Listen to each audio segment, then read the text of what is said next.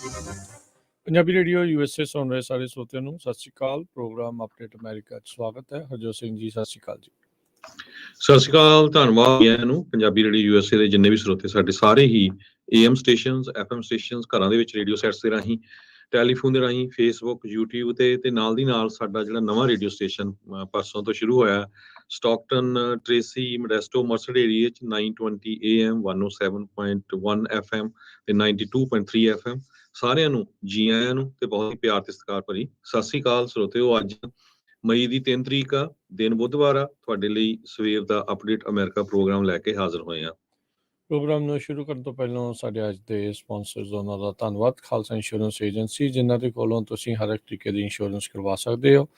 Insurance ਬਾਰੇ ਪਤਾ ਕਰਨ ਲਈ ਕਾਲ ਕਰ ਸਕਦੇ ਹੋ 408-272-2500।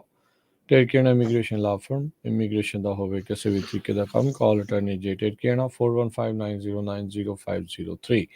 Manjeet Singh Kular, Avtar Singh Manjal, Clovis, Satram Singh, Amarjit Singh Dosanjh, Sunny Parewal, Yuba City, Lakhvir Samra, Texas, Paramjit Singh Deol, Fresno, Amarjit Singh, Stockton, Jarnail Singh Johal, Renton, Washington, Dharam Singh Fowler, Sarabjit Singh, Randon gas and food Elko, Nevada, Harjit Singh, Lathrop, Antelope, truck stop, Burns, ਵਾਇਓਮਿੰਗ, Gurmel Singh, Balbir ਬਾਸੀ, ਐਲ ਗਰੋਵ, ਕਰਨੈਲ ਸਿੰਘ, ਰੰਧਾਵਾ, ਟਰਲਾ। ਸਭ ਦਾ ਧੰਨਵਾਦ। ਤੁਸੀਂ ਵੀ ਪ੍ਰੋਗਰਾਮ ਨੂੰ ਸਪਾਂਸਰ ਕਰਨਾ ਚਾਹੁੰਦੇ ਹੋ? ਸੰਪਰਕ 408-722-7698। ਜੀ, ਅੱਜ ਦੀਆਂ ਖਬਰਾਂ ਵੱਲ ਚੱਲੀਏ। ਬਹੁਤ ਵਾਰ ਜਿਹੜੀਆਂ ਖਬਰਾਂ ਹੁੰਦੀਆਂ ਆ ਉਹ ਆਪਾਂ ਦੇਖਦੇ ਹਾਂ ਬੜੀਆਂ ਨੈਗੇਟਿਵ ਹੁੰਦੀਆਂ, ਤੇ ਕੁਝ ਖਬਰਾਂ ਜਿਹੜੀਆਂ ਪੋਜ਼ਿਟਿਵ ਹੁੰਦੀਆਂ ਉਹ ਤੁਹਾਡੇ ਨਾਲ ਸਾਂਝੀਆਂ ਕਰਨ ਜਾ ਰਹੇ ਆ। ਕੈਲੀਫੋਰਨੀਆ ਦੀ ਸੈਨੇਟ ਦੇ ਵਿੱਚ ਇੱਕ ਜੋ ਕੈਲੀਫੋਰਨੀਆ ਦੇ ਸੈਨੇਟਰ ਆ ਡੈਲ, ਉਹ ਨਵਾਂ ਬਿੱਲ ਲੈ ਕੇ ਆਏ ਆ SB 847। ਸੋ ਇਹ ਟਰਾਂਸਪੋਰਟੇਸ਼ਨ ਕਮੇਟੀ ਦੇ ਵਿੱਚ ਆ। ਇਸ ਬਿੱਲ ਦੇ ਮੁਤਾਬਕ ਜਿਹੜੇ ਆਪਣੇ ਜਿੰਨੇ ਵੀ ਸਿੰਘ ਹੈਗੇ ਆ, ਦਸਤਾਰ ਸਜਾਉਂਦੇ ਆ, ਪਟਕਾ ਪਾਉਂਦੇ ਹੈਗੇ ਆ, ਉਹਨਾਂ ਨੂੰ ਹੈਲਮਟ ਦੀ ਜ਼ਰੂਰਤ ਨਹੀਂ ਹੋਊਗੀ। ਇਹ ਦੱਸਦੇ ਜਾਈਏ ਹਜੇ ਬਿੱਲ ਪਾਸ ਨਹੀਂ ਹੋਇਆ, ਪਰ ਇਹ ਬਿੱਲ ਟਰਾਂਸਪੋਰਟੇਸ਼ਨ ਕਮੇਟੀ ਦੇ ਵਿੱਚ ਆਲਰੇਡੀ ਪ੍ਰੈਜ਼ੈਂਟ ਕਰ ਦਿੱਤਾ ਗਿਆ ਆ ਸੈਨੇਟਰ ਬ੍ਰਾਇਨ ਡੈਹਲੀ ਵੱਲੋਂ।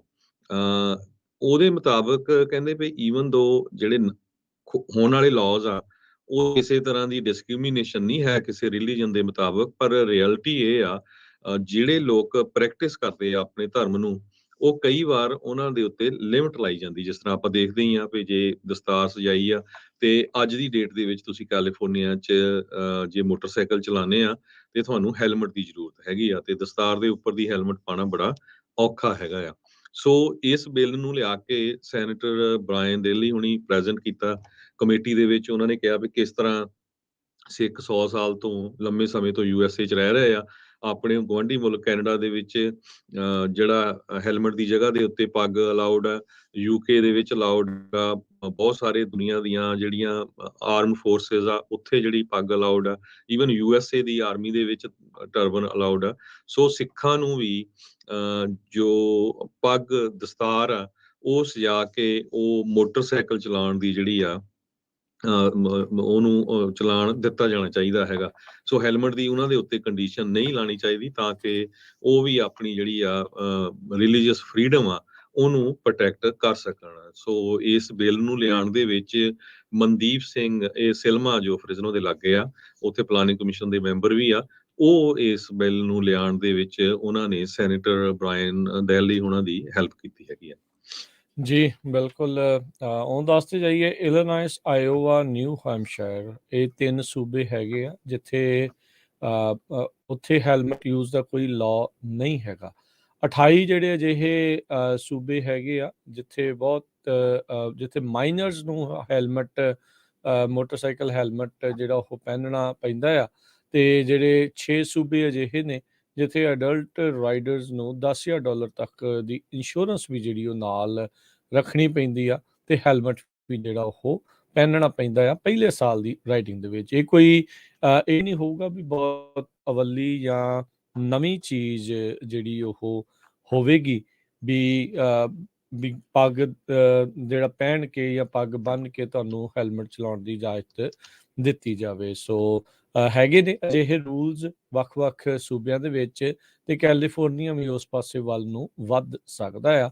ਸੈਨੇਟਰ ਜਿਹੜੇ ਫਸਟ ਸੈਨੇਟ ਡਿਸਟ੍ਰਿਕਟ ਨੂੰ ਰਿਪਰੈਜ਼ੈਂਟ ਕਰਦੇ ਨੇ ਬ੍ਰਾਇਨ ਡੈਹਲ, ਉਹਨਾਂ ਨੇ SB 847 ਬਿੱਲ ਆ ਉਹ ਟਰਾਂਸਪੋਰਟੇਸ਼ਨ ਕਮੇਟੀ ਦੇ ਵਿੱਚ ਪੇਸ਼ ਕੀਤਾ ਆ। ਸੋ ਇਹਨਾਂ ਨੇ ਸਾਲ ਦੀ ਸ਼ੁਰੂਆਤ ਦੇ ਵਿੱਚ ਇਸ ਦੀ ਡਿਸਕਸ਼ਨ ਸ਼ੁਰੂ ਹੋਈ ਸੀ, ਇਵੈਂਚੁਅਲੀ ਕਮੇਟੀ ਦੇ ਵਿੱਚ ਇਸ ਨੂੰ ਪੇਸ਼ ਕਰ ਦਿੱਤਾ ਗਿਆ ਆ। ਸੋ ਰਿਲੀਜੀਅਸ ਫਰੀडम ਨੂੰ ਮੁੱਖ ਰੱਖਦੇ ਹੋਏ ਹੀ ਇਹ ਜਿਹੜੀ ਬਿੱਲ ਆ ਇਹ ਲਿਆਂਦਾ ਗਿਆ ਆ ਵੀ ਉਹਨਾਂ ਲੋਕਾਂ ਨੂੰ ਜਿਹੜੇ ਪੱਗ ਬੰਨ੍ਹਦੇ ਆ, ਪਟਕੇ ਬੰਨ੍ਹਦੇ ਆ, ਉਹਨਾਂ ਨੂੰ ਹੈਲਮਟ ਪਹਿਨਣ ਤੋਂ ਜਿਹੜੀ ਆ ਉਹ ਛੋਟ ਹੋਣੀ ਚਾਹੀਦੀ ਆ। ਸੋ ਦੇਖੋ ਇਹ ਇਵੈਂਚੁਅਲੀ ਪਾਸ ਹੁੰਦਾ ਜਾਂ ਨਹੀਂ ਹੁੰਦਾ, ਇਹ ਤਾਂ ਸਦਨ ਨੇ ਡਿਸਾਈਡ ਜਿਹੜਾ ਉਹ ਕਰਨਾ ਆ, ਪਰ ਕਮੇਟੀ ਦੇ ਵਿੱਚੋਂ ਅੱਗੇ ਜਿਹੜਾ ਇਹ ਵੱਧ ਸਕਦਾ ਹੈਗਾ ਆ। ਸੋ ਆਓ ਤੁਹਾਨੂੰ ਇਸ ਦੇ ਕੁਛ ਅੰਸ਼ ਜਿਹੜੇ ਆ ਉਹ ਸੁਣਾਉਂਦੇ ਆ ਵੀ ਉਹਨਾਂ ਨੇ ਇਸ ਕਮੇਟੀ ਹੀਅਰਿੰਗ ਦੇ ਵਿੱਚ ਕੀ ਇਸ ਦੇ ਬਾਬਤ ਆਖਿਆ ਹੈਗਾ ਆ। 47, it's a motorcycle helmet exemption law for religious purposes. There's a large population of people who wear turbans or pattaks to express their religious beliefs who also ride motorcycles. Many states exempt adults over 21 from wearing helmets while riding motorcycles. Several other states do not require helmets at all. SB 847 would simply exempt Californians who wear a turban or pattock for religious reasons from wearing a helmet while operating or riding a motorcycle. This bill is not without precedence. Our own U.S. military allows the wearing of turbans and pattocks instead of requiring head covers. Even Canadian law exempts those who practice the Sikh religion from wearing a safety helmet. California is well known for its strict laws to protect people from themselves, even when it's their choice. My hope is that this committee will also consider protecting the freedoms for people who hold dear regarding their own diverse religious reasons in this state. Today I have with me Mandeep Singh, who is representing many motorcycle enthusiasts in California who want to be true to their faith. Thank you and welcome. Thank you.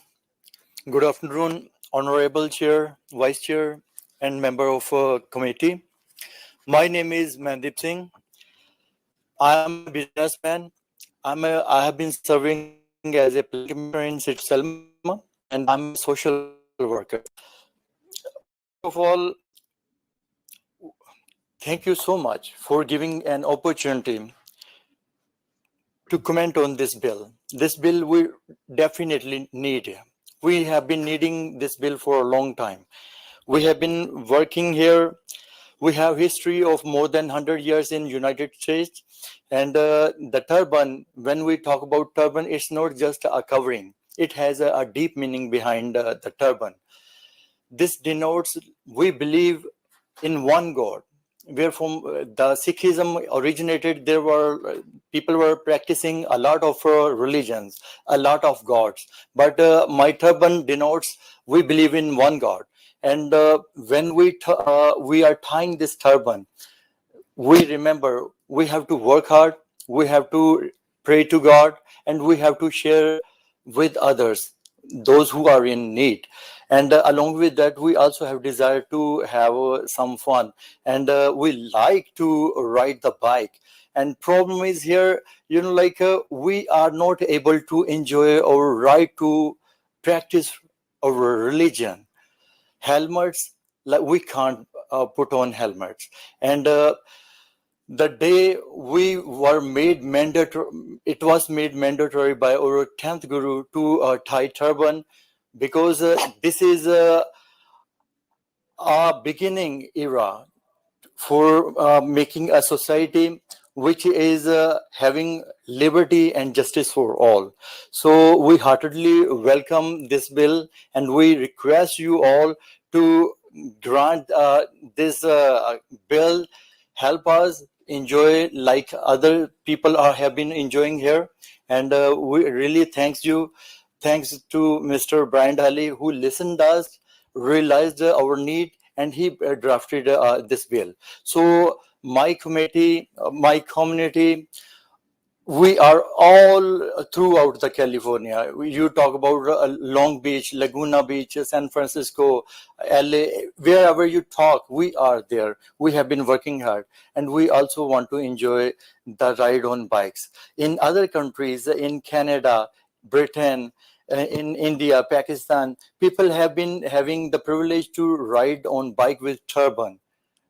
They are not required to put on the helmets. So we really request you, please gift us this bill. We really support this bill, SB 847. Thank you. Thank you very much. Okay. Do we have anyone else who'd like to come in support?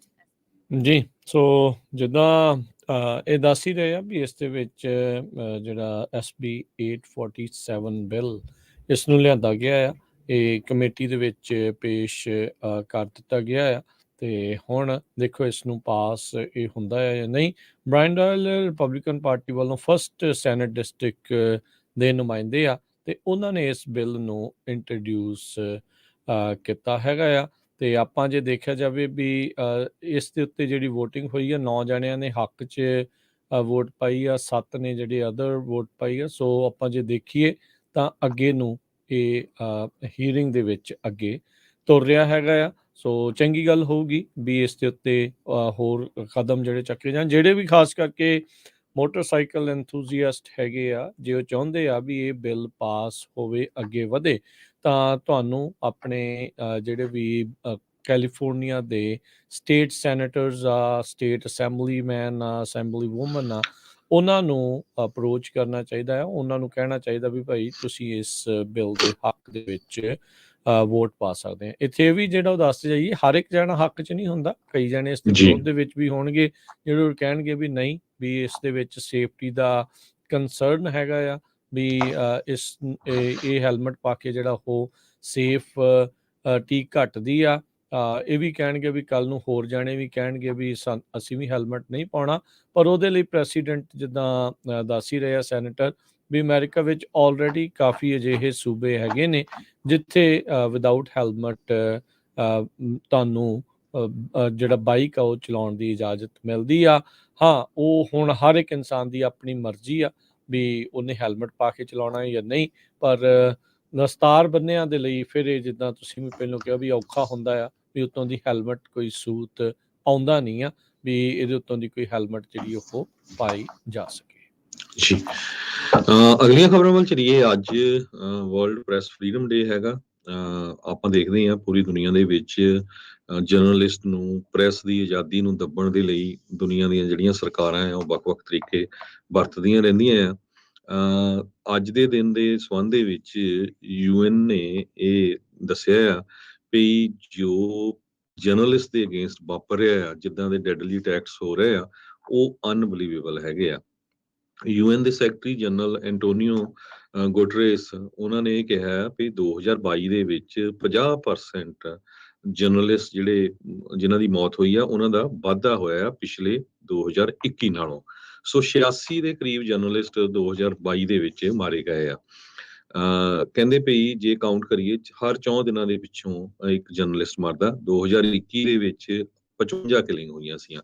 2023 ਦੇ ਹਜੇ ਤੱਕ ਇਹ figure ਆਏ ਨਹੀਂ ਹੈਗੇ। ਆਪਾਂ ਦੇਖਿਆ ਆ ਬਹੁਤ ਸਾਰੇ ਮੁਲਕਾਂ ਦੇ ਵਿੱਚ ਜਰਨਲਿਸਟ ਦੀ, ਪ੍ਰੈਸ ਦੀ ਆਜ਼ਾਦੀ ਤੇ ਕੀ ਹੁੰਦਾ ਹੈਗਾ ਆ। ਤੇ ਇੰਡੀਆ ਦਾ ਤੁਹਾਡੇ ਸਾਹਮਣੇ ਹੀ ਹਾਲ ਹੈਗਾ, ਕਿਸ ਤਰ੍ਹਾਂ ਰੀਸੈਂਟਲੀ ਜਦੋਂ ਭਾਈ ਅਮਰਪਾਲ ਸਿੰਘ ਉਹਨਾਂ ਨੂੰ ਉਹਨਾਂ ਦਾ ਜਿਹੜਾ ਜੋ ਸਾਰਾ ਕੁਝ ਵਰਤਾਰਾ ਵਾਪਰਿਆ ਉਹਦੇ ਸੰਬੰਧ ਦੇ ਵਿੱਚ ਕਿੱਦਾਂ ਵੱਖ-ਵੱਖ ਜਰਨਲਿਸਟ ਨੂੰ ਅੰਦਰ ਕੀਤਾ ਗਿਆ, ਉਹਨਾਂ ਦੇ ਜਿਹੜੇ YouTube ਚੈਨਲਸ ਬੰਦ ਕਰ ਦਿੱਤੇ ਗਏ। ਕੁਛ ਜਿਹੜੀਆਂ ਆਰਗੇਨਾਈਜੇਸ਼ਨ ਸੀਗੀਆਂ, TV ਜਾਂ ਅਖਬਾਰਾਂ, ਉਹ ਉੱਥੇ ਦੀ ਸਰਕਾਰ ਨੇ ਖਰੀਦ ਲਈਆਂ, ਉਹਨਾਂ ਨੇ ਕੋਈ ਖਬਰ ਨਹੀਂ ਕੱਢੀ। ਹੁਣ ਵੀ ਆਪਾਂ ਦੇਖਦੇ ਹਾਂ ਕੀ ਕੁਝ ਵਾਪਰ ਰਿਹਾ ਹੈਗਾ। ਕਹਿੰਦੇ ਵੀ 90% UN ਦੇ ਮੁਤਾਬਕ ਜਿਹੜੇ ਜਰਨਲਿਸਟ ਆ ਜਿਨ੍ਹਾਂ ਨੂੰ ਮਾਰਿਆ ਜਾਂਦਾ ਆ ਆਪਣੀ ਜੌਬ ਦੇ ਦੌਰਾਨ, ਉਹ ਲੋਕਲ ਜਰਨਲਿਸਟ ਹੁੰਦੇ ਆ ਜੋ ਲੋਕਲ ਇਸ਼ੂਜ਼ ਨੂੰ ਕਵਰ ਕਰਦੇ ਆ, ਹਿਊਮਨ ਰਾਈਟਸ ਵਾਇਲੇਸ਼ਨ ਨੂੰ ਕਵਰ ਕਰਦੇ ਆ, ਕਰਪਸ਼ਨ ਨੂੰ ਕਵਰ ਕਰਦੇ, ਇਲੀਗਲ ਮਾਈਨਿੰਗ, ਐਨਵਾਇਰਨਮੈਂਟਲ ਪ੍ਰੋਬਲਮ। ਇਹ not only in India, all over the world. ਆਪਾਂ ਈਵਨ USA 'ਚ ਵੀ ਦੇਖਿਆ ਸੀ ਜਦੋਂ ਪ੍ਰੈਜ਼ੀਡੈਂਟ ਡੋਨਲਡ ਟਰੰਪ ਹੋਣੀ ਸੀ, ਉਸ ਟਾਈਮ ਦੇ ਉੱਤੇ ਵੀ ਬੜਾ ਕਈ ਜਿਹੜੇ ਜਰਨਲਿਸਟ ਸੀ ਉਹਨਾਂ ਦੇ ਨਾਲ ਜਿਹੜਾ ਵਰਤਾਰਾ ਆ ਉਹ ਸਹੀ ਨਹੀਂ ਕੀਤਾ ਜਾਂਦਾ ਸੀ। ਤੇ ਇਹ ਸਾਰਾ ਕੁਝ ਜਿਹੜਾ ਰੁਕ ਨਹੀਂ ਰਿਹਾ ਹੈਗਾ। ਯੂਨੈਸਕੋ ਦੇ ਡਾਇਰੈਕਟਰ ਜਨਰਲ ਆਡਰੇ ਔਜ਼ਲੇ ਉਹਨਾਂ ਨੇ ਇਹ ਦੱਸਿਆ ਵੀ ਜਰਨਲਿਸਟ ਅੱਜ ਦੀ ਡੇਟ ਦੇ ਵਿੱਚ ਇੱਕ ਤਰ੍ਹਾਂ ਨਾਲ ਪਰਫੈਕਟ ਸਟਾਰਮ ਨੂੰ ਫੇਸ ਕਰ ਰਹੇ ਆ। ਇੱਕ ਤਾਂ ਇਹ ਆ ਵੀ ਪੂਰੀ ਦੁਨੀਆ ਦੇ ਵਿੱਚ ਜਿਹੜੇ ਮੀਡੀਆ ਆਊਟਲੈਟਸ ਆ ਜਾਂ ਮੀਡੀਆ ਆਰਗੇਨਾਈਜੇਸ਼ਨਸ ਆ ਉਹ ਉਹਨਾਂ ਲਈ ਇੱਕ ਬਿਗੇਸਟ ਫਾਈਨੈਂਸ਼ੀਅਲ ਚੈਲੰਜ ਹੈਗਾ ਆ ਅੱਜ ਦੀ ਡੇਟ 'ਚ। ਤੁਸੀਂ ਪਿਛਲੇ ਹਫ਼ਤਿਆਂ ਦੇ ਦੌਰਾਨ ਖਬਰਾਂ ਸੁਣੀਆਂ ਹੋਣੀਆਂ ਕਿਸ ਤਰ੍ਹਾਂ ਈਵਨ ਵਾਈਸ ਵਰਗੀ ਆਰਗੇਨਾਈਜੇਸ਼ਨ, NPR ਵਰਗੀਆਂ ਨੇ ਲੇ ਆਫ ਕੀਤੀ ਆ। ਬਹੁਤ ਸਾਰੀਆਂ ਆਰਗੇਨਾਈਜੇਸ਼ਨ 'ਚ ਕੱਟ ਬੈਕ ਹੋਇਆ ਆ, ਰੇਡੀਓ ਸਟੇਸ਼ਨ ਬਹੁਤ ਬੰਦ ਹੋਏ, TV ਸਟੇਸ਼ਨ, ਅਖਬਾਰਾਂ।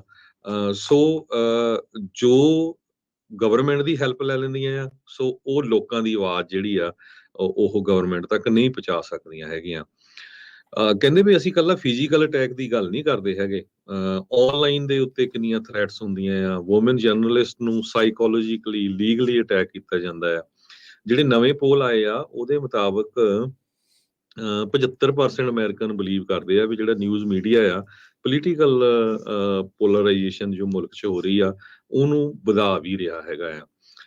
ਵਾਲ ਸਟਰੀਟ ਜਰਨਲ ਨੇ UN ਦੀ ਜਿਹੜੀ ਸਪੈਸ਼ਲ ਰੈਪਚਰ ਜਾਂ ਉਹਨੂੰ ਫਰੀडम ਆਫ ਐਕਸਪ੍ਰੈਸ਼ਨ ਦੇ ਸੰਬੰਧ ਦੇ ਵਿੱਚ ਇਹ ਕਿਹਾ ਆ ਵੀ ਜੋ ਰਸ਼ੀਆ ਦੇ ਵਿੱਚ ਰਿਪੋਰਟਰ ਈਵਨ ਗਾਸ਼ੋਵਿਚ ਨੂੰ ਅਰੈਸਟ ਕੀਤਾ ਗਿਆ ਆ, ਉਹਦਾ ਜਿਹੜਾ ਇਸ਼ੂ ਲਿਆਉਣਾ ਚਾਹੀਦਾ, ਉਹਨੂੰ ਇਮੀਡੀਏਟਲੀ ਜਿਹੜਾ ਰਿਹਾ ਕਰਾਉਣਾ ਚਾਹੀਦਾ ਹੈਗਾ।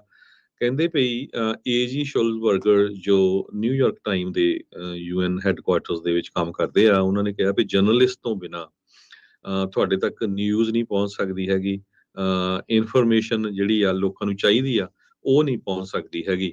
ਇਹ ਇੱਕ ਤਰ੍ਹਾਂ ਦੇ ਨਾਲ ਕਹਿੰਦੇ ਸਿਵਲ ਬੌਂਡ ਹੈਗਾ ਆ ਡੈਮੋਕ੍ਰੇਸੀ ਨੂੰ ਬਿਲਕੁਲ ਸਟਰੋਂਗ ਰੱਖਣ ਦੇ ਲਈ, ਪਰ ਇਹਦੇ ਵਿੱਚ ਟਰਸਟ ਹੋਣਾ ਬਹੁਤ ਜ਼ਰੂਰੀ ਆ। ਦੂਜੀ ਗੱਲ ਇਹ ਆ ਵੀ ਬਹੁਤ ਸਾਰੇ ਜਿਹੜੇ ਅਖਬਾਰਾਂ, ਰੇਡੀਓ, TVs, ਉਹਨਾਂ ਦਾ ਵੀ ਫਰਜ਼ ਬਣਦਾ ਹੈ ਵੀ ਉਹ ਲੋਕਾਂ ਤੱਕ ਜਿਹੜੀ ਸਹੀ ਖਬਰ ਆ ਉਹ ਪਹੁੰਚਾਉਣ। ਇਹ ਨਾ ਹੋਵੇ ਵੀ ਜਿਹੜੇ ਗੌਰਮੈਂਟ ਜਿਨ੍ਹਾਂ ਨੂੰ ਪੈਸੇ ਦੇ ਰਹੀ ਹੈਗੀ ਆ ਵੀ ਉਹ ਖਬਰ ਬਾਹਰ ਨਾ ਹੀ ਕੱਢਣ।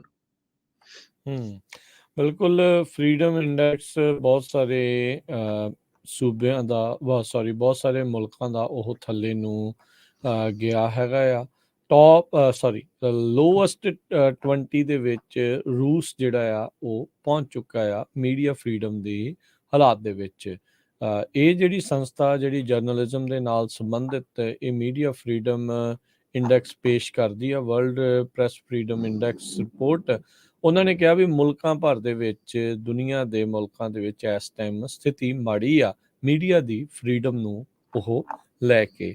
ਸੋ 31 ਮੁਲਕ ਅਜਿਹੇ ਉਹਨਾਂ ਨੇ ਦੱਸੇ ਆ ਵੀ ਜਿੱਥੇ ਪ੍ਰੈਸ ਦੀ ਫਰੀडम ਨਾਂ ਦੀ ਇੱਕ ਹਿਸਾਬ ਦੇ ਨਾਲ ਚੀਜ਼ ਹੀ ਨਹੀਂ ਆ, ਬਹੁਤ ਸੀਰੀਅਸ ਸਿਚੁਏਸ਼ਨ ਬਣੀ ਹੈਗੀ ਆ। ਭਾਰਤ ਨੇ ਵੀ ਇਸ ਦੇ ਵਿੱਚ ਥੱਲੇ ਵੱਲ ਨੂੰ, ਨਿਮਾਣ ਵੱਲ ਨੂੰ ਰੁੱਖ ਜਿਹੜਾ ਆ ਉਹ ਕਰ ਲਿਆ ਆ। ਜਰਮਨੀ, ਰੂਸ ਦੇ ਵਿੱਚ ਵੀ ਇਹ ਆંકੜਿਆਂ ਦੇ ਵਿੱਚ ਇਹ 'ਚ ਥੱਲੇ ਨੂੰ ਜਿਹੜਾ ਉਹ ਜਾ ਰਹੇ ਹੈਗੇ ਆ। ਸੋ ਕਾਫੀ ਪੋਲਰਾਈਜੇਸ਼ਨ ਇਸ ਟਾਈਮ ਜਿੱਦਾਂ ਆਪਾਂ ਦੱਸ ਰਹੇ ਹਾਂ ਵੀ ਇਹ ਦੇਖਿਆ ਆ। ਯੂਕਰੇਨ ਦਾ ਆਪਣਾ ਜਿਹਦੇ ਉੱਤੇ ਇਨਵੇਜਨ ਹੋਈ ਆ 106ਵੇਂ ਨੰਬਰ 'ਤੇ ਆ, ਅਤੇ ਰੂਸ 155ਵੇਂ ਨੰਬਰ 'ਤੇ ਆ। ਚੀਨ 175ਵੇਂ ਨੰਬਰ ਦੇ ਉੱਤੇ ਚੱਲ ਰਿਹਾ ਆ। ਡੈਮੋਕ੍ਰੇਸੀ ਦੀ ਮਾਂ ਅਖਵਾਉਣ ਵਾਲੀ ਆਪਣੇ ਆਪ ਨੂੰ ਮੁਲਕ ਨਰਿੰਦਰ ਮੋਦੀ ਵਾਲਾ ਇੰਡੀਆ, ਉਹ 150ਵੇਂ ਨੰਬਰ ਦੇ ਉੱਤੇ ਪਹੁੰਚ ਗਿਆ ਆ। ਅਤੇ ਉਹਨਾਂ ਦਾ ਗਵਾਂਢੀ ਸੂਬਾ ਪਾਕਿਸਤਾਨ ਉਹ 157ਵੇਂ ਨੰਬਰ ਦੇ ਉੱਤੇ ਆਇਆ ਆ। ਇਜ਼ਰਾਈਲ ਜਿਹੜਾ ਉਹ 86ਵੇਂ ਦੇ ਉੱਤੇ, ਅਤੇ ਪੈਲਸਤੀਨ 170ਵੇਂ ਦੇ ਉੱਤੇ ਦੱਸਿਆ ਗਿਆ। ਆਪਣੇ ਮੁਲਕ ਇੱਥੇ ਦੀ ਗੱਲ ਕਰਦੇ ਜਾਈਏ ਤਾਂ ਅਮਰੀਕਾ ਇਸ ਰੈਂਕਿੰਗ ਦੇ ਵਿੱਚ 42ਵੇਂ ਨੰਬਰ ਦੇ ਉੱਤੇ ਆਇਆ ਆ। ਫਰਾਂਸ ਜਿਹੜਾ ਆ ਉਹ 26ਵੇਂ ਨੰਬਰ ਦੇ ਉੱਤੇ ਪਹੁੰਚਿਆ। ਆਪਾਂ ਦੇਖ ਹੀ ਰਹੇ ਹਾਂ ਵੀ ਉੱਥੇ ਅਜੇ ਵੀ ਵੱਡੇ ਪੱਧਰ ਦੇ ਉੱਤੇ ਵਿਰੋਧਤਾ ਜਿਹੜੀ ਉਹ ਚੱਲ ਰਹੀ ਆ। ਜਿਹੜੀ ਉੱਥੇ ਪੈਨਸ਼ਨ ਦੇ ਲਈ ਉਹਨਾਂ ਨੇ ਉਮਰ ਵਧਾਈ ਆ, ਕਹਿ ਲਓ ਵੀ ਸੇਵਾ ਮੁਕਤ ਹੋਣ ਦੇ ਲਈ ਜਿਹੜੀ ਉਹਨਾਂ ਨੇ ਉਮਰ ਵਧਾਈ ਹੈਗੀ ਆ। ਸੋ 180 ਕੰਟਰੀਜ਼ ਤੇ ਟੈਰੀਟਰੀਜ਼ ਨੂੰ RSF ਦੇ ਦੁਆਰਾ ਜਿਹੜਾ ਰੈਂਕ ਉਹ ਕੀਤਾ ਗਿਆ ਹੈਗਾ। ਜੀ, ਇੱਕ ਵਾਰ ਫਿਰ ਦੱਸਦੇ ਜਾਈਏ, ਯੂਨਾਈਟਿਡ ਨੇਸ਼ਨ ਦੇ ਚੀਫ ਨੇ ਵਾਰਨਿੰਗ ਦਿੱਤੀ ਆ ਵਰਲਡ ਪ੍ਰੈਸ ਫਰੀडम ਡੇ ਦੇ ਉੱਤੇ ਪੂਰੇ ਦੁਨੀਆ ਦੀਆਂ ਸਰਕਾਰਾਂ ਨੂੰ ਵੀ ਮੀਡੀਆ ਅੱਜ ਦੀ ਡੇਟ ਦੇ ਵਿੱਚ ਅੰਡਰ ਅਟੈਕ ਆ ਇਨ every corner of the world. ਇਹ ਸਾਰੀ ਨੇਸ਼ਨਸ ਨੂੰ ਕਿਹਾ ਆ ਵੀ ਸਟਾਪ ਕਰੋ ਤਾਂ ਕਿ ਜੋ ਸੱਚ ਦੱਸ ਰਹੇ ਹੈਗੇ ਆ ਜਾਂ ਉਹਦੇ ਤੇ ਰਿਪੋਰਟ ਕਰ ਰਹੇ ਆ ਉਹਨਾਂ ਨੂੰ ਟਾਰਗੇਟ ਨਾ ਕੀਤਾ ਜਾਵੇ। ਜੀ ਜੀ। ਸੋ ਨਾਰਵੇ ਜਿਹੜਾ ਹਰਜੋਤ ਸਿੰਘ ਜੀ 7ਵੇਂ ਸਾਲ ਲਗਾਤਾਰ ਇਸ ਰੈਂਕਿੰਗ ਦੇ ਵਿੱਚ ਨੰਬਰ 1 ਦੇ ਉੱਤੇ ਰਿਹਾ ਹੈਗਾ ਆ। ਅਗਲੀਆਂ ਜਿਹੜੀਆਂ ਖਬਰਾਂ ਦੇ ਵੱਲ ਵਧੀਏ, ਰੂਸ ਤੇ ਯੂਕਰੇਨ ਦੀ ਯੁੱਧ ਦੇ ਵਿੱਚ, ਜੰਗ ਦੇ ਵਿੱਚ ਰੂਸ ਹੁਣ ਇਹ ਦਾਅਵਾ ਕਰ ਰਿਹਾ ਆ ਵੀ ਵਲਾਦੀਮਿਰ ਪੁਤਿਨ ਨੂੰ ਮਾਰਨ ਦੀ, ਅਸੈਸੀਨੇਟ ਕਰਨ ਦੀ ਕੋਸ਼ਿਸ਼ ਯੂਕਰੇਨ ਦੁਆਰਾ ਕੀਤੀ ਗਈ ਆ। ਕ੍ਰੈਮਲਿਨ ਦੇ ਮੇਨ ਜਿਹੜਾ ਹੈਗਾ ਜਿੱਥੇ ਰਹਿੰਦੇ ਆ, ਉਹਦੇ ਗੁੰਬਦ ਦੇ ਨਜ਼ਦੀਕ 2 ਡਰੋਨ ਆਉਂਦੇ ਉੱਡਦੇ ਜਿਹੜੇ ਉਹ ਨਜ਼ਰ ਆਏ, ਜਿਨ੍ਹਾਂ ਨੂੰ ਇਵੈਂਚੁਅਲੀ ਰੂਸ ਨੇ ਨਸ਼ਟ ਜਿਹੜਾ ਉਹ ਕਰ ਦਿੱਤਾ। ਤੇ ਇਸ ਤੋਂ ਬਾਅਦ ਦੇ ਵਿੱਚ ਰੂਸ ਨੇ ਇਹ ਦਾਅਵਾ ਕੀਤਾ ਵੀ ਇਹ ਜਿਹੜੇ ਡਰੋਨ ਆ ਉਹ ਯੂਕਰੇਨ ਨੇ ਇੱਥੇ ਹਮਲਾ ਕਰਨ ਦੇ ਲਈ ਘੱਲੇ ਸੀਗੇ। ਯੂਕਰੇਨ ਇਸ ਗੱਲ ਨੂੰ ਨਕਾਰ ਰਿਹਾ, ਕਹਿੰਦਾ ਵੀ ਸਾਡਾ ਇਸ ਦੇ ਨਾਲ ਕੋਈ ਵੀ ਵਾਹ ਵਾਸਤਾ ਨਹੀਂ ਆ। ਪਰ ਮੰਨ ਵੀ ਲਿਆ ਜਾਵੇ, ਜੇ ਕਿਸੇ ਨੇ ਵੀ ਡਰੋਨ ਉੱਥੇ ਤੱਕ ਘੱਲੇ ਆ, ਰੂਸ ਜਿਹੜਾ ਇੰਨਾ ਹੁਬ ਕੇ ਕਹਿੰਦਾ ਵੀ ਅਸੀਂ ਕਿਸੇ ਨੂੰ ਲਾਗੇ ਚਿੜੀ ਨਹੀਂ ਫੜਕਣ ਦਿੰਦੇ, ਉਹ ਨੋ ਫਲਾਈ ਜ਼ੋਨ ਦੇ ਵਿੱਚ ਇਹਨਾਂ ਦਾ ਡਰੋਨ ਇੰਨੀ ਨਜ਼ਦੀਕ ਤੱਕ ਕਿੱਦਾਂ ਜਿਹੜਾ ਉਹ ਪਹੁੰਚ ਗਿਆ? ਕੀ ਗੱਲ ਸੁੱਤੇ ਪਏ ਸੀਗੇ ਜਾਂ ਕੀ ਕੁਛ ਜਿਹੜਾ ਇਹ ਕਰ ਰਹੇ ਸੀਗੇ? ਸੋਸ਼ਲ ਮੀਡੀਆ ਇਸ ਦੇ ਉੱਤੇ ਡਿਵਾਈਡਡ ਆ। ਉੱਥੋਂ ਦੇ ਜਿਹੜੇ ਪੁਤਿਨ ਦੇ ਸਪੋਰਟਰ ਆ, ਉਹਨਾਂ ਨੇ ਇਹ ਕਹਿਣਾ ਸ਼ੁਰੂ ਕਰ ਦਿੱਤਾ ਵੀ ਇਸ ਦੇ ਲਈ ਤਾਂ ਸਾਨੂੰ ਖੂਨ ਚਾਹੀਦਾ ਹੈ, ਚਾਹੇ ਹੁਣ ਯੂਕਰੇਨੀ ਪੋਲੀਟੀਸ਼ੀਅਨਸ ਨੂੰ ਜਿਹੜਾ ਉਹ ਮਾਰਨਾ ਕਿਉਂ ਨਾ ਪਵੇ।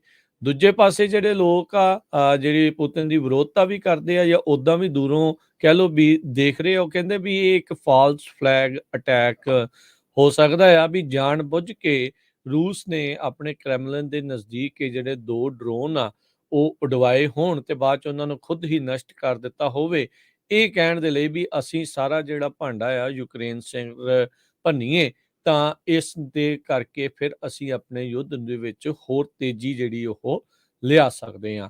ਯੂਕਰੇਨ ਇਸ ਗੱਲ ਤੋਂ ਪੂਰੀ ਤਰ੍ਹਾਂ ਨਕਾਰ ਰਿਹਾ ਆ। ਉਸਨੇ ਕਿਹਾ ਵੀ ਸਾਡਾ ਇਸ ਹਮਲੇ ਦੇ ਵਿੱਚ ਕੋਈ ਵਾਹ ਵਾਸਤਾ ਨਹੀਂ ਆ।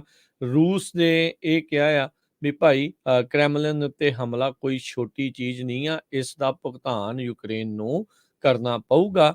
ਇਹਨਾਂ ਨੇ ਅਜੇ ਪਤਾ ਨਹੀਂ ਇਹਨਾਂ ਨੇ ਆਪਣੀ ਜਾਂਚ ਕਰ ਲਈ ਆ ਜਾਂ ਕਰਨੀ ਆ, ਪਰ ਇਹ ਸਾਰਾ ਦੋਸ਼ ਯੂਕਰੇਨ ਸਿਰ ਇਸ ਟਾਈਮ ਮੜ ਰਹੇ ਆ। ਇਸ ਹਮਲੇ ਤੋਂ ਬਾਅਦ 'ਚ ਉੱਥੇ ਜਿਹੜੀ ਜੰਗ ਚੱਲ ਰਹੀ ਆ ਉਸ ਦੇ ਵਿੱਚ ਤੇਜ਼ੀ ਆਉਣ ਦੀਆਂ ਕਿਆਸਰੀਆਂ ਦੱਸੀਆਂ ਜਾ ਰਹੀਆਂ ਆ। ਅਗਲੀ ਖਬਰ ਵੱਲ ਚਲੀਏ। ਦੁਨੀਆ ਦੇ ਵਿੱਚ ਗਨ ਵਾਇਲੈਂਸ ਨੂੰ ਲੈ ਕੇ ਇੰਨਾ ਜ਼ਿਆਦਾ ਜਿਹੜੀ ਇਹ ਵੱਧ ਗਿਆ ਆ। 13 ਸਾਲ ਦੇ ਜਿਹੜੇ ਬੱਚੇ ਉਹ ਆਪਣੇ ਨਾਲ ਦੇ ਸਟੂਡੈਂਟਸ ਨੂੰ ਗੋਲੀਆਂ ਮਾਰ ਰਹੇ ਹੈਗੇ ਆ। ਅੱਜ ਦੀ ਮਾੜੀ ਖਬਰ ਬੈਲਗ੍ਰੇਡ ਸਰਬੀਆ ਤੋਂ ਆ ਰਹੀ ਆ, ਜਿੱਥੇ ਇੱਕ 13 ਸਾਲਾਂ ਦੇ ਸਕੂਲ ਦੇ ਬੱਚੇ ਨੇ 9 ਜਾਣਿਆਂ ਨੂੰ ਇੱਕ ਪਲਾਨਡ ਅਟੈਕ ਦੇ ਅੰਡਰ ਮਾਰ ਦਿੱਤਾ। ਕਹਿੰਦੇ ਭਈ 2 ਹੈਂਡਗਨਸ ਜੋ ਉਸ ਦੇ ਫਾਦਰ ਨੂੰ ਬਿਲੋਂਗ ਕਰਦੀਆਂ ਸੀ, ਇਸ 13 ਸਾਲਾਂ ਦੇ ਬੱਚੇ ਨੇ ਆਪਣੇ ਸਕੂਲ ਵਿੱਚ ਜਾ ਕੇ ਸਭ ਤੋਂ ਪਹਿਲਾਂ ਗਾਰਡ ਨੂੰ ਮਾਰਿਆ, ਫਿਰ 3 ਕੁੜੀਆਂ ਨੂੰ ਮਾਰਿਆ ਹਾਲਵੇਜ਼ ਦੇ ਵਿੱਚ। ਉਹ ਤੋਂ ਬਾਅਦ ਫਿਰ ਉਹ ਹਿਸਟਰੀ ਦੀ ਕਲਾਸ ਚੱਲ ਰਹੀ ਸੀ, ਉਹਦੇ ਵਿੱਚ ਐਂਟਰ ਹੋਇਆ ਤੇ ਉੱਥੇ ਹਿਸਟਰੀ ਦੇ ਟੀਚਰ ਨੂੰ ਤੇ ਹੋਰ ਆਪਣੇ ਕਲਾਸਮੇਟਸ ਨੂੰ ਗੋਲੀਆਂ ਮਾਰ ਕੇ ਮਾਰ ਦਿੱਤਾ। ਇਸ ਤੋਂ ਬਿਨਾਂ ਇੱਕ ਟੀਚਰ ਤੇ 6 ਜਣੇ ਹੋਰ ਹਸਪੀਟਲਾਈਜ਼ ਹੋਏ ਆ, ਜਿਨ੍ਹਾਂ ਬੜੀ ਲਾਈਫ ਥ੍ਰੈਟਨਿੰਗ ਇੰਜਰੀਜ਼ ਦੇ ਵਿੱਚ। 9 ਜਾਣਿਆਂ ਦੀ ਮੌਤ ਹੁਣ ਤੱਕ ਹੋ ਚੁੱਕੀ ਹੈਗੀ ਆ। ਬੈਸਲਿਨ ਮਿਲਿਕ ਹੈਡ ਹੈਗੇ ਬੈਲਗ੍ਰੇਡ ਪੁਲਿਸ ਦੇ, ਕਹਿੰਦੇ ਵੀ ਅਟੈਕਰ ਦੇ ਕੋਲ 2 ਗੰਨਾਂ ਸੀਆਂ, 2 ਪੈਟਰੋਲ ਪੰਪ ਸੀ। ਉਸਨੇ ਸਾਰਾ ਕੁਝ ਬਹੁਤ ਹੀ ਵਧੀਆ ਤਰੀਕੇ ਦੇ ਨਾਲ ਪਲਾਨ ਕੀਤਾ ਸੀ, ਕੇਅਰਫੁਲੀ। ਤੁਸੀਂ ਦੇਖੋ ਵੀ ਜਿਹੜਾ 13 ਸਾਲਾਂ ਦਾ ਬੱਚਾ ਆ ਉਹ ਕਿੱਦਾਂ ਇਹ ਪਲਾਨ ਕਰ ਸਕਦਾ ਆ ਵੀ ਮੈਂ ਨਾਲ ਦੇ ਸਾਥੀਆਂ ਨੂੰ, ਟੀਚਰ ਨੂੰ, ਗਾਰਡ ਨੂੰ ਇਹ ਜਿਹੜਾ ਮਾਰ ਦੇਵਾਂ। ਸੋ ਇਹ ਸਾਰੇ ਸੰਬੰਧ ਦੇ ਵਿੱਚ ਹੁਣ ਉਸ ਸਟੂਡੈਂਟ ਨੇ ਜਿਸ ਨੇ ਬਾਕੀ ਸਾਥੀਆਂ ਨੂੰ ਮਾਰਿਆ ਆ, ਉਹਦੇ ਪੇਰੈਂਟਸ ਜਿਹੜੇ ਫਾਦਰ ਆ ਉਸ ਨੂੰ ਵੀ ਅਰੈਸਟ ਕਰ ਲਿਆ ਗਿਆ ਹੈ। ਕਹਿੰਦੇ ਵੀ ਜਿਹੜੀ ਗਨਸ ਆ ਉਹ 13 ਸਾਲ ਦੇ ਬੱਚੇ ਨੂੰ ਉਸਨੇ ਕਿਸ ਤਰ੍ਹਾਂ ਦੇ ਦਿੱਤੀ। ਲੀਗਲ ਏਜ ਜਿਹੜੀ ਉੱਥੇ ਕ੍ਰਿਮੀਨਲ ਰਿਸਪੌਂਸਿਬਿਲਿਟੀ ਦੀ ਆ ਉਹ 14 ਸਾਲ ਆ ਸਰਬੀਆ ਦੇ ਵਿੱਚ। ਜਿਹੜਾ ਸਰਬੀਆ ਦੇ ਵਿੱਚ ਗਨ ਓਨਰਸ਼ਿਪ ਬੜੀ ਵਾਈਡ ਸਪਰੈਡ ਆ, ਬਹੁਤ ਜ਼ਿਆਦਾ ਆ, ਜਿੱਦਾਂ ਸਾਡੇ ਅਮਰੀਕਾ ਦੇ ਵਿੱਚ ਆ। ਸਰਬੀਆ ਦੇ ਵਿੱਚ ਵੀ ਬਹੁਤ ਸਾਰੀਆਂ ਮਾਸ ਸ਼ੂਟਿੰਗਸ ਹੋਈਆਂ ਪਿਛਲੇ ਦਹਾਕੇ ਦੇ ਦੌਰਾਨ। ਬਾਲਕਨਸ ਦੇ ਜਦੋਂ ਜੰਗ ਚੱਲ ਰਿਹਾ ਸੀ 1990 ਦੇ ਦੌਰਾਨ, ਉਹ ਤੋਂ ਬਾਅਦ ਬਹੁਤ ਸਾਰੇ ਲੋਕ ਆ ਜੋ ਉੱਥੇ ਦੇ, ਉਹਨਾਂ ਦੇ ਕੋਲ ਲੀਗਲ ਇਲੀਗਲ ਗਨਸ ਸਾਰੇ ਤਰ੍ਹਾਂ ਦੀਆਂ ਇਹ ਹੈਗੀਆਂ। ਸੋ ਬਹੁਤ ਹੀ ਮਾੜੀ ਖਬਰ ਇਹ ਜਿਹੜੀ ਆ ਬੈਲਗ੍ਰੇਡ ਸਰਬੀਆ ਤੋਂ ਆਈ ਆ, ਜਿੱਥੇ 9 ਜਾਣਿਆਂ ਨੂੰ 13 ਸਾਲਾਂ ਦੇ ਸਟੂਡੈਂਟ ਨੇ ਗੋਲੀਆਂ ਨਾਲ ਮਾਰ ਦਿੱਤਾ। ਜੀ, ਇਹ ਬਿਮਾਰੀ ਦੁਨੀਆ ਭਰ ਦੇ ਵਿੱਚ ਜਿਹੜੀ ਉਹ ਫੈਲ ਰਹੀ ਆ। ਆਪਣੀ ਇੱਥੇ ਤਾਂ ਇਸ ਦਾ ਨਿਜਾਤ ਜਿਹੜਾ ਨਹੀਂ ਹੋ ਰਿਹਾ। ਕਮਲੇ ਲੋਕਾਂ ਦੇ ਹੱਥਾਂ ਦੇ ਵਿੱਚ ਇੱਦਾਂ ਦੇ ਜਿਹੜੇ ਹਥਿਆਰ ਜਿਹੜੇ ਉਹ ਪਹੁੰਚਣੇ, ਇਸ ਨੂੰ ਲੈ ਕੇ ਚਿੰਤਾ ਜਿਹੜੀ ਉਹ ਜ਼ਰੂਰ ਜਤਾਈ ਜਾ ਰਹੀ ਆ। ਦੇਖੋ ਜਿਹੜਾ ਸੈਕੰਡ ਅਮੈਂਡਮੈਂਟ ਹੈਗਾ ਆ ਅਮਰੀਕਾ ਦੇ ਵਿੱਚ, ਰਾਈਟ ਟੂ ਬੇਅਰ ਆਰਮਸ, ਜਾਂ ਸਰਕਾਰ ਤੁਹਾਡੇ ਇਹਨਾਂ ਰਾਈਟਸ ਦੇ ਉੱਤੇ ਇਨਫਰਿੰਜ ਰੋਕ ਜਿਹੜੀ ਉਹ ਨਹੀਂ ਲਾ ਸਕਦੀ। ਇਹ ਇੱਕ ਤੁਹਾਡੀ ਸੇਫਟੀ ਦੇ ਲਈ ਆ, ਜਾਂ ਸਰਕਾਰਾਂ ਜੇ ਤੁਹਾਡੇ 'ਤੇ ਅਤਿਆਚਾਰ ਕਰਨ ਉਸ ਤੋਂ ਬਚਾਉਣ ਦੇ ਲਈ ਆ। ਪਰ ਉਹਨਾਂ ਹਥਿਆਰਾਂ ਦੀ ਵਰਤੋਂ ਇੱਦਾਂ ਪੁੱਠੇ ਕੰਮਾਂ ਦੇ ਲਈ ਜਿਹੜਾ ਉਹ ਕਰਨਾ, ਇਹਦੇ ਨਾਲ ਜਿਹੜੇ ਲਾ ਅਬਾਈਡਿੰਗ ਗਨ ਓਨਰਸ ਵੀ ਆ, ਉਹਨਾਂ ਨੂੰ ਵੀ ਬੜੀਆਂ ਮੁਸ਼ਕਿਲਾਂ ਦਾ ਸਾਹਮਣਾ ਜਿਹੜਾ ਉਹ ਕਰਨਾ ਪੈਂਦਾ ਆ। ਅਤੇ ਭਾਈ ਦੁਨੀਆ ਭਰ ਦੇ ਵਿੱਚ ਜੇ ਇਹੀ ਵਰਤਾਰਾ ਚੱਲਣ ਲੱਗ ਪਿਆ ਤਾਂ ਇਹ ਕੰਮ ਕਿਤੇ ਨਾ ਕਿਤੇ ਖਰਾਬ ਹੋਊਗਾ। ਗੁੱਸੇ ਨੂੰ ਲੈ ਕੇ ਮਾਨਸਿਕ ਸੰਤੁਲਨ ਨਾ ਠੀਕ ਹੋਣਾ, ਇਹ ਇਸ ਟਾਈਮ ਹਰਜੋਤ ਸਿੰਘ ਜੀ ਸਭ ਤੋਂ ਵੱਡੀ ਜਿਹੜੀ ਸਮੱਸਿਆ ਸਾਰੇ ਮੁਲਕਾਂ ਦੇ ਲਈ ਆ ਰਹੀ ਆ। ਲੋਕ ਛੋਟੀ ਛੋਟੀ ਗੱਲ ਦੇ ਉੱਤੇ ਗੁੱਸੇ ਦੇ ਵਿੱਚ, ਤੈਸ਼ ਦੇ ਵਿੱਚ ਹਿੰਸਕ ਹੋ ਕੇ ਆਪਣੇ ਨਾਲਦਿਆਂ ਨੂੰ ਮਾਰਨ ਜਿਹੜਾ ਉਹ ਲੱਗ ਜਾਣ, ਇਹ ਕਿਤੇ ਨਾ ਕਿਤੇ ਜਿਹੜੀ ਆ ਉਹ ਮੁਸ਼ਕਿਲ ਜਿਹੜੀ ਉਹ ਬਣੇਗੀ। ਸੋ ਹੋਪਫੁਲੀ ਇੱਦਾਂ ਦੀਆਂ ਚੀਜ਼ਾਂ ਜਿਹੜੀਆਂ ਆ ਉਹਦੇ ਤੋਂ ਉੱਧਰ ਆਪਾਂ ਬੀਤੇ ਦਿਨਾਂ 'ਚ ਜਿਹੜੀ ਗੱਲ ਕੀਤੀ ਸੀ ਵੀ ਜਿਸ ਨੇ ਟੈਕਸਸ ਦੇ ਵਿੱਚ ਮੈਸੇਕਰ ਆਪਣੇ ਗਵਾਂਢੀਆਂ ਨੂੰ ਜਿਹੜਾ ਉਹ ਮਾਰ ਦਿੱਤਾ ਸੀ, ਉਸ ਮਾਮਲੇ ਦੇ ਵਿੱਚ 2 ਜਣਿਆਂ ਦੀ ਗ੍ਰਿਫਤਾਰੀ ਹੋਈ ਆ। ਕਹਿੰਦੇ ਵੀ ਡੀਵੀ ਮਾਰਾ ਲਮਾਰ ਨਾਵਾ 53 ਸਾਲਾਂ ਦੀ ਫ੍ਰਾਂਸਿਸਕੋ ਓਰੋਪੇਜ਼ਾ ਦੀ ਇਹ ਜਿਹੜੀ ਵਾਈਫ ਆ, ਉਸ ਨੂੰ ਵੀ ਗ੍ਰਿਫਤਾਰ ਕਰ ਲਿਆ ਗਿਆ ਸੀ। ਫਰਾਈਡੇ ਦੀ ਰਾਤ ਨੂੰ ਉਸਨੇ ਜਿਹੜੀ ਸ਼ੂਟਿੰਗ ਨੂੰ ਅੰਜਾਮ ਦਿੱਤਾ ਸੀ। ਹੈਂਡਰਸਨ ਨੇ ਕਹਿੰਦੇ ਵੀ ਆਇਡੈਂਟੀਫਾਈ ਕੀਤਾ ਵੀ ਇਹ ਨਾਵਾ ਜਿਹੜੀ ਆ ਓਰੋਪੇਜ਼ਾ ਦੀ ਜਿਹੜੀ ਇਹ ਵਾਈਫ ਆ। ਜੇਲ੍ਹ ਰੈਕਰਡ ਦੇ ਵਿੱਚ ਇਹ ਦੱਸਿਆ ਗਿਆ ਆ ਵੀ ਇਹ ਲੀਗਲੀ ਜਿਹੜੇ ਮੈਰਿਡ ਤਾਂ ਨਹੀਂ ਹੈਗੇ, ਪਰ ਇਹ ਦੋਨੋਂ ਸੇਮ ਹੋਮ ਐਡਰੈਸ ਜਿਹੜਾ ਉਹ ਸ਼ੇਅਰ ਕਰਦੇ ਆ। ਪਹਿਲਾਂ ਜਿਹੜਾ ਨਾਵਾ ਆ ਉਸਨੇ ਨਹੀਂ ਦੱਸਿਆ ਵੀ ਮੈਨੂੰ ਓਰੋਪੇਜ਼ਾ ਦੇ ਬਾਰੇ ਜਿਹੜਾ ਉਹ ਕੁਛ ਪਤਾ ਆ ਜਾਂ ਨਹੀਂ ਪਤਾ, ਪਰ ਅੱਜ ਉਸ ਨੂੰ ਤੜਕੇ ਕਹਿੰਦੇ ਗ੍ਰਿਫਤਾਰ ਕਰ ਲਿਆ ਗਿਆ ਆ। ਮੌਂਟਗੋਮਰੀ ਕਾਊਂਟੀ ਜੇਲ੍ਹ ਦੇ ਵਿੱਚ ਇਸ ਨੂੰ ਫੈਲਨੀ ਚਾਰਜਸ ਦੇ ਵਿੱਚ ਹਿਰਾਸਤ 'ਚ ਲੈ ਲਿਆ ਗਿਆ ਆ। ਕਹਿੰਦੇ ਵੀ ਇੱਕ ਨੋਨ ਫੈਲਨ ਉਸ ਨੂੰ ਬਚਾਉਣ ਦੇ ਲਈ ਉਹਦੀ ਪ੍ਰੋਸੀਕਿਊਸ਼ਨ ਦੇ ਵਿੱਚ ਰੁਕਾਵਟ ਪਾਉਣ ਦੇ ਉੱਤੇ ਚਾਰਜਸ ਜਿਹੜੇ ਆ ਉਹ ਲਾਏ ਗਏ ਸੀ। ਓਰੋਪੇਜ਼ਾ ਜਿਸ ਨੇ ਗੋਲੀਕਾਂਡ ਨੂੰ ਅੰਜਾਮ ਦਿੱਤਾ, 38 ਸਾਲਾਂ ਦਾ, ਇਸ ਨੂੰ ਕਨਰੋਲ ਦੇ ਵਿੱਚੋਂ ਗ੍ਰਿਫਤਾਰ ਕਰ ਲਿਆ ਗਿਆ ਸੀ। ਇਹ ਹਿਊਸਟਨ ਦੇ ਉੱਤਰ ਵਾਲੇ ਪਾਸੇ ਨੂੰ ਤਕਰੀਬਨ 20 ਮੀਲ ਦੂਰ ਆਪਣੇ ਉਸ ਦੇ ਘਰ ਤੋਂ ਇੱਕ ਰੂਰਲ ਜਿਹੜਾ ਪਿੰਡ ਹੈਗਾ ਕਲੀਵਲੈਂਡ, ਉੱਥੋਂ ਇਸ ਨੂੰ ਗ੍ਰਿਫਤਾਰ ਕੀਤਾ ਗਿਆ ਸੀਗਾ। ਏਅਰ ਸਟਾਈਲ ਰਾਈਫਲ ਦੇ ਨਾਲ ਉਸਨੇ ਆਪਣੇ ਗਵਾਂਢੀਆਂ ਦੇ ਉੱਤੇ ਇਸ ਗੋਲੀਕਾਂਡ ਨੂੰ ਅੰਜਾਮ ਦਿੱਤਾ ਸੀ।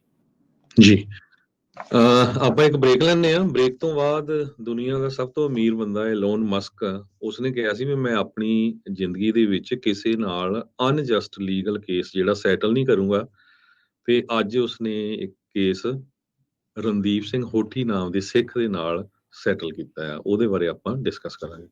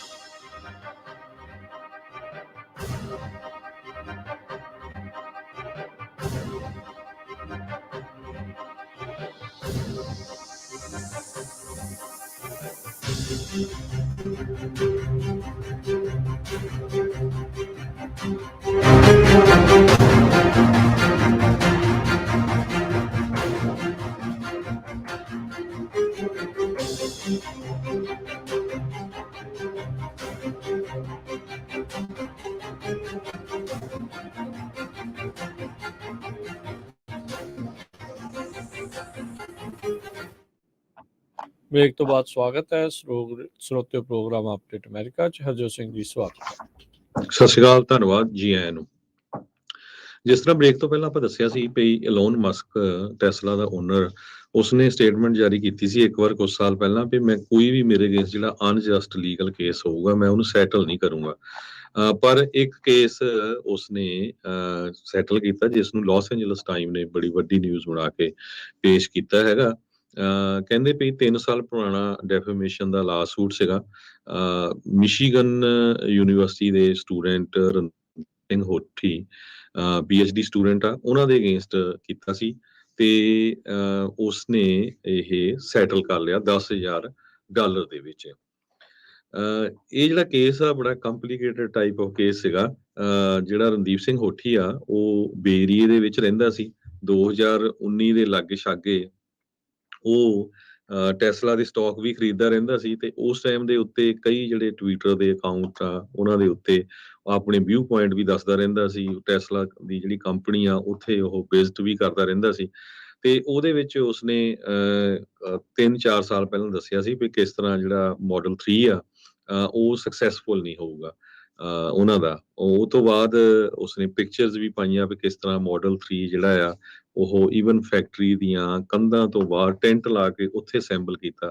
ਬਾਅਦ ਦੇ ਵਿੱਚ ਇੱਕ ਵਾਰ ਐਲੋਨ ਮਸਕ ਮੰਨਿਆ ਵੀ ਸੀ ਵੀ 2017 ਜਾਂ 18 ਦੇ ਲਾਗੇ ਲੱਗਦਾ ਸੀ ਵੀ ਜਿਹੜੀ ਟੈਸਲਾ ਕੰਪਨੀ ਆ ਉਹ ਬੈਂਕਰਪਟ ਵੀ ਹੋ ਜਾਊਗੀ। ਸੋ ਜੋ ਰਣਦੀਪ ਹੋਠੀ ਆ ਉਹ ਕਾਫੀ ਪੁਆਇੰਟਸ ਜਿਹੜੇ ਆ ਟੈਸਲਾ ਕੰਪਨੀ ਦੇ ਆ ਉਹ ਟਵਿੱਟਰ ਦੇ ਉੱਤੇ ਜਾਂ ਬਹੁਤ ਸਾਰੇ ਜਿਹੜੇ ਲੋਕ ਆ ਟੈਸਲਾ ਦੇ ਅਗੇਂਸਟ ਵੀ ਹੈਗੇ ਆ ਉਹਨਾਂ ਦੇ ਨਾਲ ਸ਼ੇਅਰ ਕਰਦਾ ਰਹਿੰਦਾ ਸੀ, ਜਿਹਦੇ ਕਰਕੇ ਜਿਹੜੀ ਟੈਸਲਾ ਕੰਪਨੀ ਦੇ ਹੋਰ ਐਗਜ਼ੀਕਿਊਟਿਵਸ ਆ ਹਾਈ ਅਪਸ ਮੈਨੇਜਰ ਉਹ ਕਾਫੀ ਅਪਸੈਟ ਸੀਗੇ ਵੀ ਸਾਡੇ ਸਟਾਕ ਦੇ ਉੱਤੇ ਵੀ ਜਿਹੜਾ ਇਹਦਾ ਅਸਰ ਪੈ ਰਿਹਾ ਹੈਗਾ। ਮਸਕ ਨੇ 2016 ਚ ਕਲੇਮ ਕੀਤਾ ਸੀ ਵੀ ਟੈਸਲਾ ਜਿਹੜੀ ਆ ਸੈਲਫ ਡਰਾਈਵਿੰਗ ਕਾਰ ਬਣ ਜੂਗੀ ਲਾਸ ਐਂਜਲਸ ਟੂ ਨਿਊਯਾਰਕ 2017 ਦੇ ਐਂਡ ਤੱਕ। ਉਹਦੇ ਬਾਰੇ ਵੀ ਜਿਹੜੀ ਹੋਠੀ ਨੇ ਟਵਿੱਟਰ ਤੇ ਕਿਹਾ ਸੀ ਵੀ ਇਹ ਏਲੀਅਨ ਡ੍ਰੈਡ ਨੋਟ ਹੈਗਾ ਆ, ਇਹ ਹੋ ਨਹੀਂ ਸਕਦਾ। ਆਟੋ ਪਾਇਲਟ ਸਿਸਟਮ ਜਿਹੜਾ ਆ ਹਜੇ ਤੱਕ ਕਿਤੇ ਡਿਵੈਲਪ ਨਹੀਂ ਹੋਇਆ, ਪਰ ਉਹ ਹਜੇ ਤੱਕ ਵੀ ਜਿਹੜੀ ਫੁੱਲ ਸੈਲਫ ਡਰਾਈਵਿੰਗ ਅੱਜ ਤੱਕ ਵੀ ਜਿਹੜੀ ਆ ਉਹ ਨਹੀਂ ਪੋਸੀਬਲ ਹੈਗੀ। ਹਾਂ ਠੀਕ ਆ, ਕਈ ਵਾਰੀ ਤੁਸੀਂ ਦੇਖਦੇ ਆ ਵੀ ਕਾਰ ਦੇ ਵਿੱਚ ਬੰਦੇ ਬੈਠੇ ਹੁੰਦੇ ਆ, ਦੇਖਦੇ ਨਹੀਂ, ਪਰ ਕਈ ਐਕਸੀਡੈਂਟ ਵੀ ਹੋਏ ਹੈਗੇ ਆ। ਸੋ ਇਹ ਸਾਰੇ ਕਾਸੇ ਕਰਕੇ ਇੱਕ ਵਾਰ ਉਹ ਉੱਥੇ ਟੈਸਲਾ ਦੀ ਜਿਹੜੀ ਫਰੀਮੌਂਟ ਦੀ ਕੰਪਨੀ ਆ ਉੱਥੇ ਗਿਆ ਤੇ ਉਹਦਾ ਜਿਹੜਾ ਪਲੇਟ ਨੰਬਰ ਸੀ ਉਹ ਸਕੈਨਰ ਉਹਨਾਂ ਨੇ ਹੋਇਆ ਨੇ ਬਲੌਕ ਸੀ ਕਿਹਾ ਵੀ ਤੂੰ ਇੱਥੇ ਸਕਦਾ, ਉਹ ਪਬਲਿਕ ਐਕਸੈਸ ਆ ਕਿਉਂਕਿ ਉੱਥੇ ਟੈਸਲਾ ਦਾ ਦਾ ਆਫਿਸ ਵੀ ਆ ਤੇ ਵੀ ਤੁਸੀਂ ਕੋਈ ਵੀ ਬੰਦਾ ਆ ਸਕਦਾ, ਕਾਰ ਦੇਖ ਸਕਦਾ ਜਿਹਨੇ ਖਰੀਦਣੀ ਆ। ਉਹ ਕਹਿੰਦੇ ਨਹੀਂ ਤੂੰ ਆ ਨਹੀਂ ਸਕਦਾ ਤੇ ਉਹ ਓਕੇ ਕਹਿੰਦਾ ਚਲਾ ਗਿਆ। ਉਹ ਤੋਂ ਬਾਅਦ ਉਹਦੇ ਉੱਤੇ ਉਹਨਾਂ ਨੇ ਪੁਲਿਸ ਰਿਪੋਰਟ ਫਾਈਲ ਕਰ ਦਿੱਤੀ ਵੀ ਇਸ ਨੇ ਹਿੱਟ ਕਰਨ ਦੀ ਜਿਹੜੀ ਆ ਸਿਕਿਉਰਿਟੀ ਗਾਰਡ ਆ ਉਸ ਨੂੰ ਕੋਸ਼ਿਸ਼ ਕੀਤੀ ਸੀਗੀ।